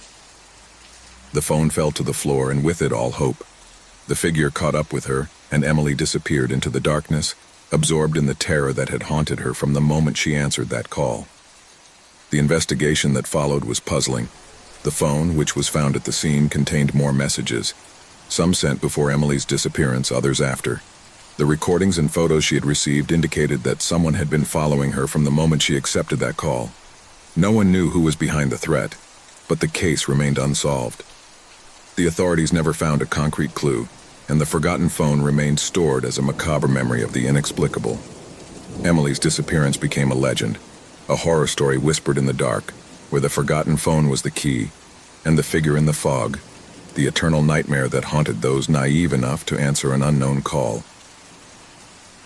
It was a dark, cold night, with the wind rustling through the branches of the trees, and the lights of the city barely illuminating the distant horizon. The journalist, Samuel Lopez, was prepared for what he hoped would be one more story in his career. He had covered stories of all kinds, from political scandals to crime events, but nothing had prepared him for what he was going to experience that night in the old San Antonio asylum. This place, abandoned more than 3 decades ago, was known in the city for the strange disappearances that occurred at the end of the 70s. For years, it was rumored that patients at the asylum had disappeared without a trace. No one knew what exactly had happened, but the stories circulating spoke of shadows, murmurs in the hallways, and inexplicable presences. Samuel had heard of all these legends, but to him, none of it was anything more than superstitions. He wasn't afraid, but he couldn't deny that something about the atmosphere that night made him uncomfortable. With his flashlight in hand, he advanced through the neglected garden of the asylum. The rusty iron doors creaked as they opened, as if the building itself were waking from a long sleep. Samuel went in, and a shiver ran down his spine. The air was heavy, dense, as if something else was breathing in that place. The empty corridors greeted him with an overwhelming silence, broken only by his own footsteps echoing on the creaky wooden floor. The asylum had an eerie atmosphere, with worn walls, broken windows, and doors that seemed to be waiting to be opened. Every corner of the place was covered in dust, but there was something else, something I couldn't identify. Samuel kept walking, his flashlight illuminating the damp-covered walls. I was looking for something. Evidence, clues, anything that could explain the disappearances. He had read all the available reports, but nothing indicated that there was a clear culprit.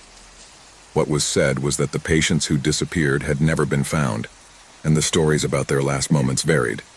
But they all agreed that something or someone was behind those disappearances. As he went along, Samuel began to notice something strange. In each corridor he walked, he felt a slight pressure in the air, as if something was watching him. At first, he thought it was his mind playing tricks due to the natural fear he felt in that place. But soon the sensations became more intense. The sound of his own footsteps began to distort, as if something else was walking beside him, even though no one was around. Suddenly, he stopped in his tracks. His breathing accelerated and his heart began to pound. In the darkness, something was moving. A soft, almost imperceptible whisper reached his ear, something like a, "Go away." But when he turned to look, there was nothing. The flashlight trembled in his hand, but his mind remained steady.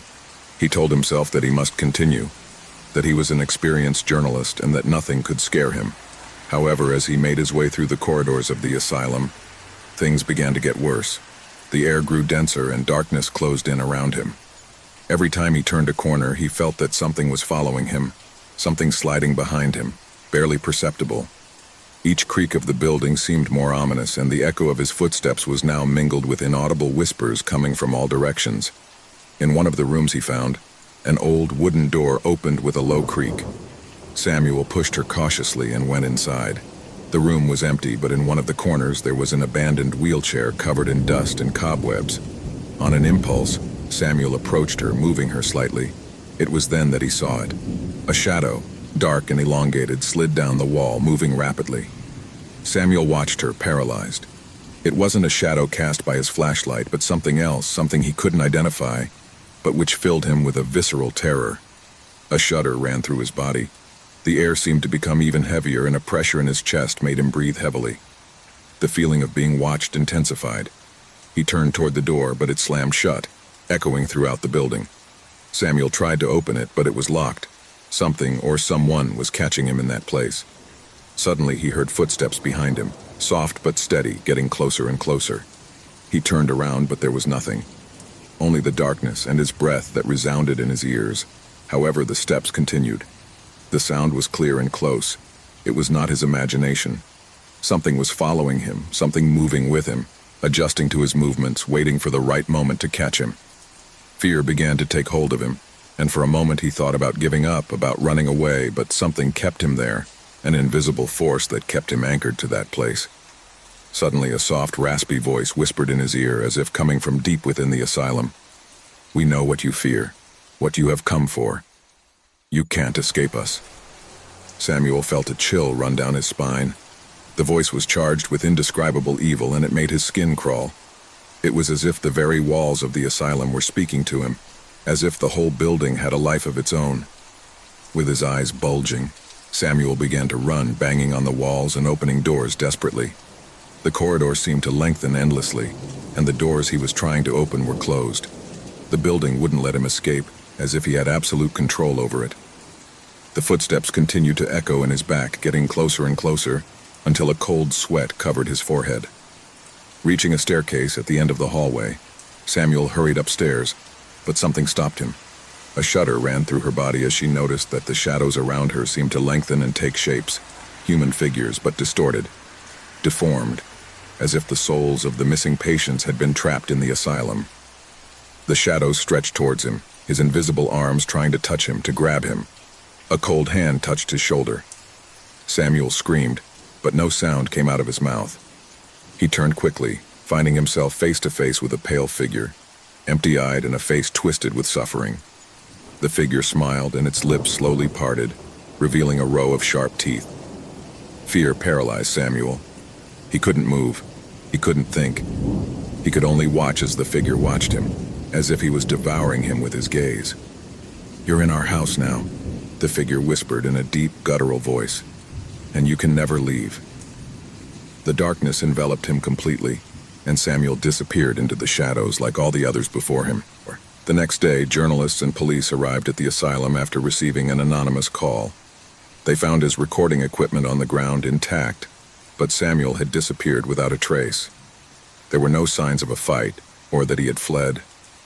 All that remained was the feeling that something terrible had happened that night, and that the entity that inhabited the asylum was still there, waiting for its next victim.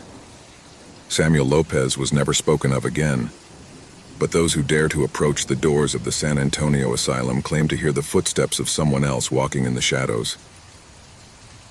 The full moon illuminated the train station with its faint glow. It was a cold night, with the biting wind blowing through the bare trees that surrounded the place. The station was located in a remote and forgotten part of the country, a place where time seemed to have stopped. No one in the vicinity would dare to cross the track at that hour, and few dared to wait for a train so late at night. The train, called the Last Station, had a haunting history among locals.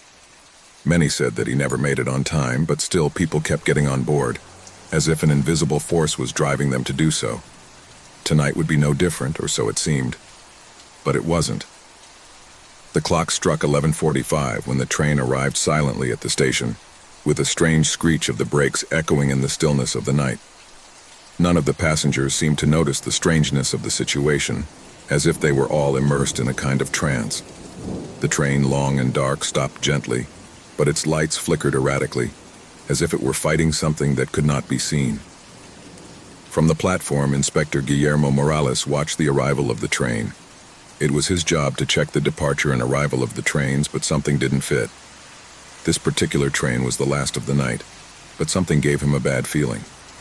Looking at the car, he noticed that it seemed larger than usual, as if there were a strange expanse inside, a space that could not be identified from the outside. No one else seemed to have noticed. With a sigh, the inspector approached the train. The few passengers who got on and off the carriages did not look around, they only made their way quickly inside. There was something about their faces that made him uncomfortable. Empty, alien, as if they were under a spell. The faces of the travelers did not reflect any emotion. There were no children playing or conversations between adults. Only silence and an overwhelming coldness. Morales looked away, uncomfortable, and went to the control booth. The train left at the appointed time, and there was a feeling at the station that something was about to happen, but it was still too early to tell. Hours later, at the stroke of dawn, the destination station, located in a distant town, tried to verify the arrival of the train. The station's clock read 3 a.m. when the phone began ringing. The destination station operator, a woman named Beatrice, picked up the receiver, ready to receive the usual night train report. But on the other end of the line, Inspector Morales' voice froze his blood. "There is no trace of the train. He didn't come, Beatrice. No one has seen anything." Beatrice was silent. At the destination station, everything seemed normal. The clear sky and the stillness of the early morning seemed to indicate that nothing out of the ordinary would happen that night. However, doubt settled in his mind. This train, like all the others, had departed from the remote station at its exact time. Where was it? "Have you checked everything, Morales?"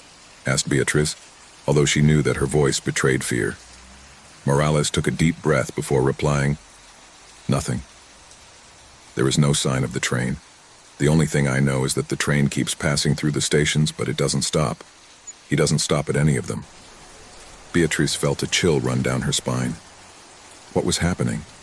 The idea that a train could simply vanish was a terrifying thought, but the feeling that the remote station was not connected to any tangible reality was even worse. The phone went silent for a long minute. Then Beatrice got up from her chair and looked around. The control room looked empty, even the lights were flickering. There was no sound coming from the tracks, just the cold wind blowing inland. The sound of the train never came. At that moment, something terrible happened. Beatrice saw how the lights of the station flickered and then went out completely. The air became dense, heavy, as if the atmosphere itself were being sucked in by something invisible. Suddenly the lights came on again, but it was no longer the usual season. The clocks were showing the wrong time, the train signals were out of place, and the air had become thick and murky. But the worst was yet to come. Beatrice walked to the window. From there he could see the track, the same night train, stopped at the station. However, something did not fit. It was not the train that had left hours before. This train was much darker, almost black, as if it were made of shadows. The carriages seemed to be deformed with a strange distortion on their edges, and the lights inside each of them were not a normal color. They were red, a sickly and unnatural hue. The passengers, or what was left of them, leaned out of the windows, their faces empty and icy, as if living dead. A heart-rending scream echoed from deep within the station, coming from inside the train. Beatrice backed away, panic taking over her body. There were no words to describe what he felt. He knew that something had happened to this train, something beyond his comprehension. He wanted to run, but his body did not respond to him. The train, which never stopped at its destination station, was now in front of her, but it wasn't empty, not completely. The passengers, those pale, dead faces, stared at her. Some began to move towards the doors, approaching the window. Beatrice could see them more clearly now, with her empty eyes reflecting the moonlight. One of them, a scruffy-looking man, raised his hand to the window as if trying to catch her. Suddenly, the station fell into a deep silence.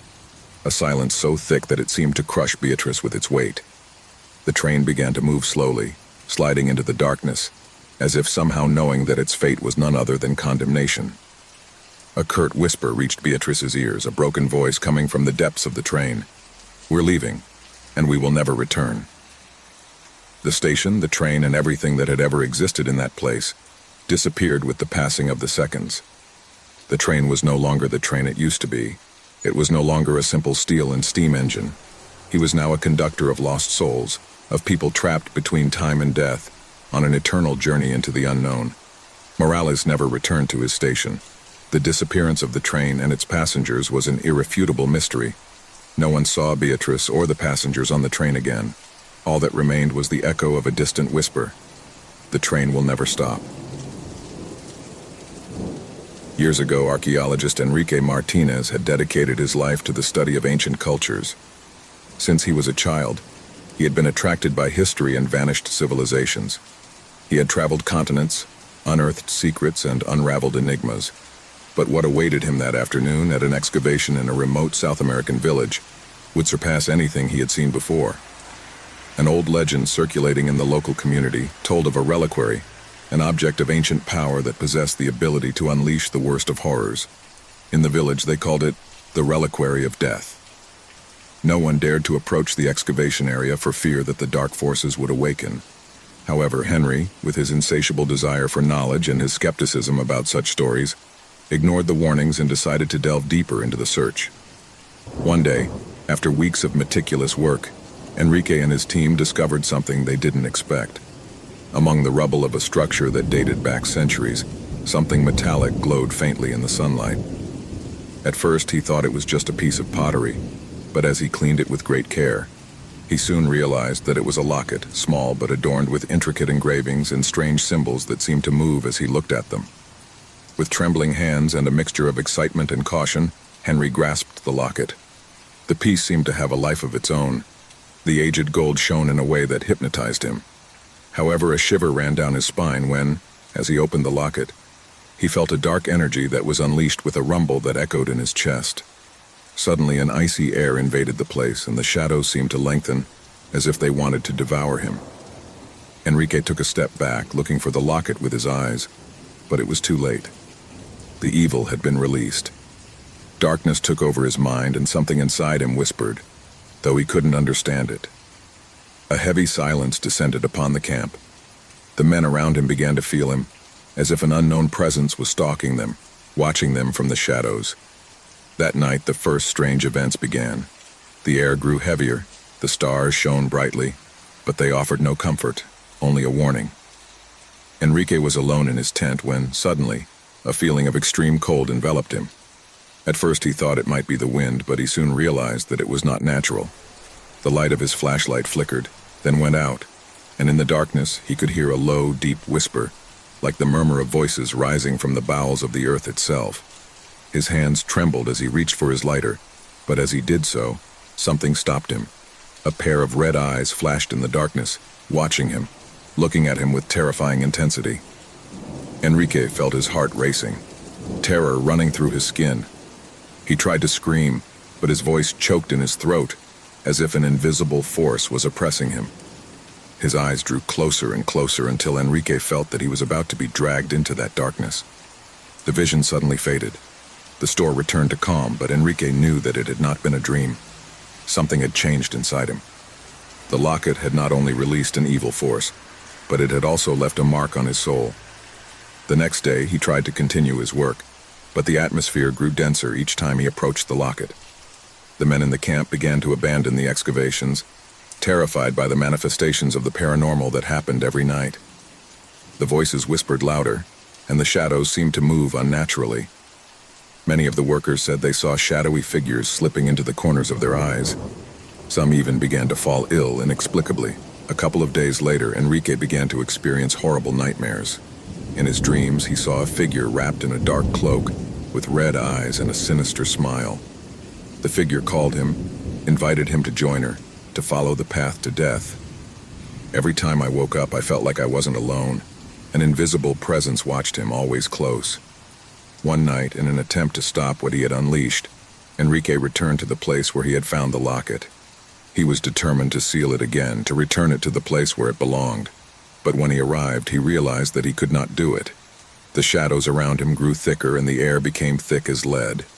Each step he took toward the locket, the stronger the pressure felt. It was as if the earth itself was alive, rejecting him. Finally, when he reached for the locket, something changed. The ground began to shake, and a deafening sound filled his ears. It was the creaking of the bowels of the earth. Suddenly, a figure materialized in front of him, shrouded in absolute darkness. He had no face, just an endless shadow. His voice echoed in Enrique's mind. "Do you think you can stop the inevitable? Do you think you can escape the fate that belongs to you?" Enrique tried to take a step back, but his body was unresponsive. The figure surrounded him, and darkness took over his being. The screams of his fellow diggers, who had returned in search of answers, coalesced into the air, echoing in his mind like a distant echo. Then, everything vanished. When Enrique woke up, he was in a dark place, surrounded by shadows. I didn't know if he was alive or dead, but it didn't matter. The reliquary had already fulfilled its purpose. He had unleashed the evil he had sought so much. The terror was complete. The story of Enrique Martinez disappeared from the face of the earth. No one knows what happened to him or his team. The records of the excavation were destroyed, and the reliquary never reappeared. Some say that echoes of their cry can be heard when the moon is full, echoing through the air as a warning to those seeking ancient objects with desires for power. The reliquary of death is still waiting in some hidden place for whoever dares to unleash terror once again.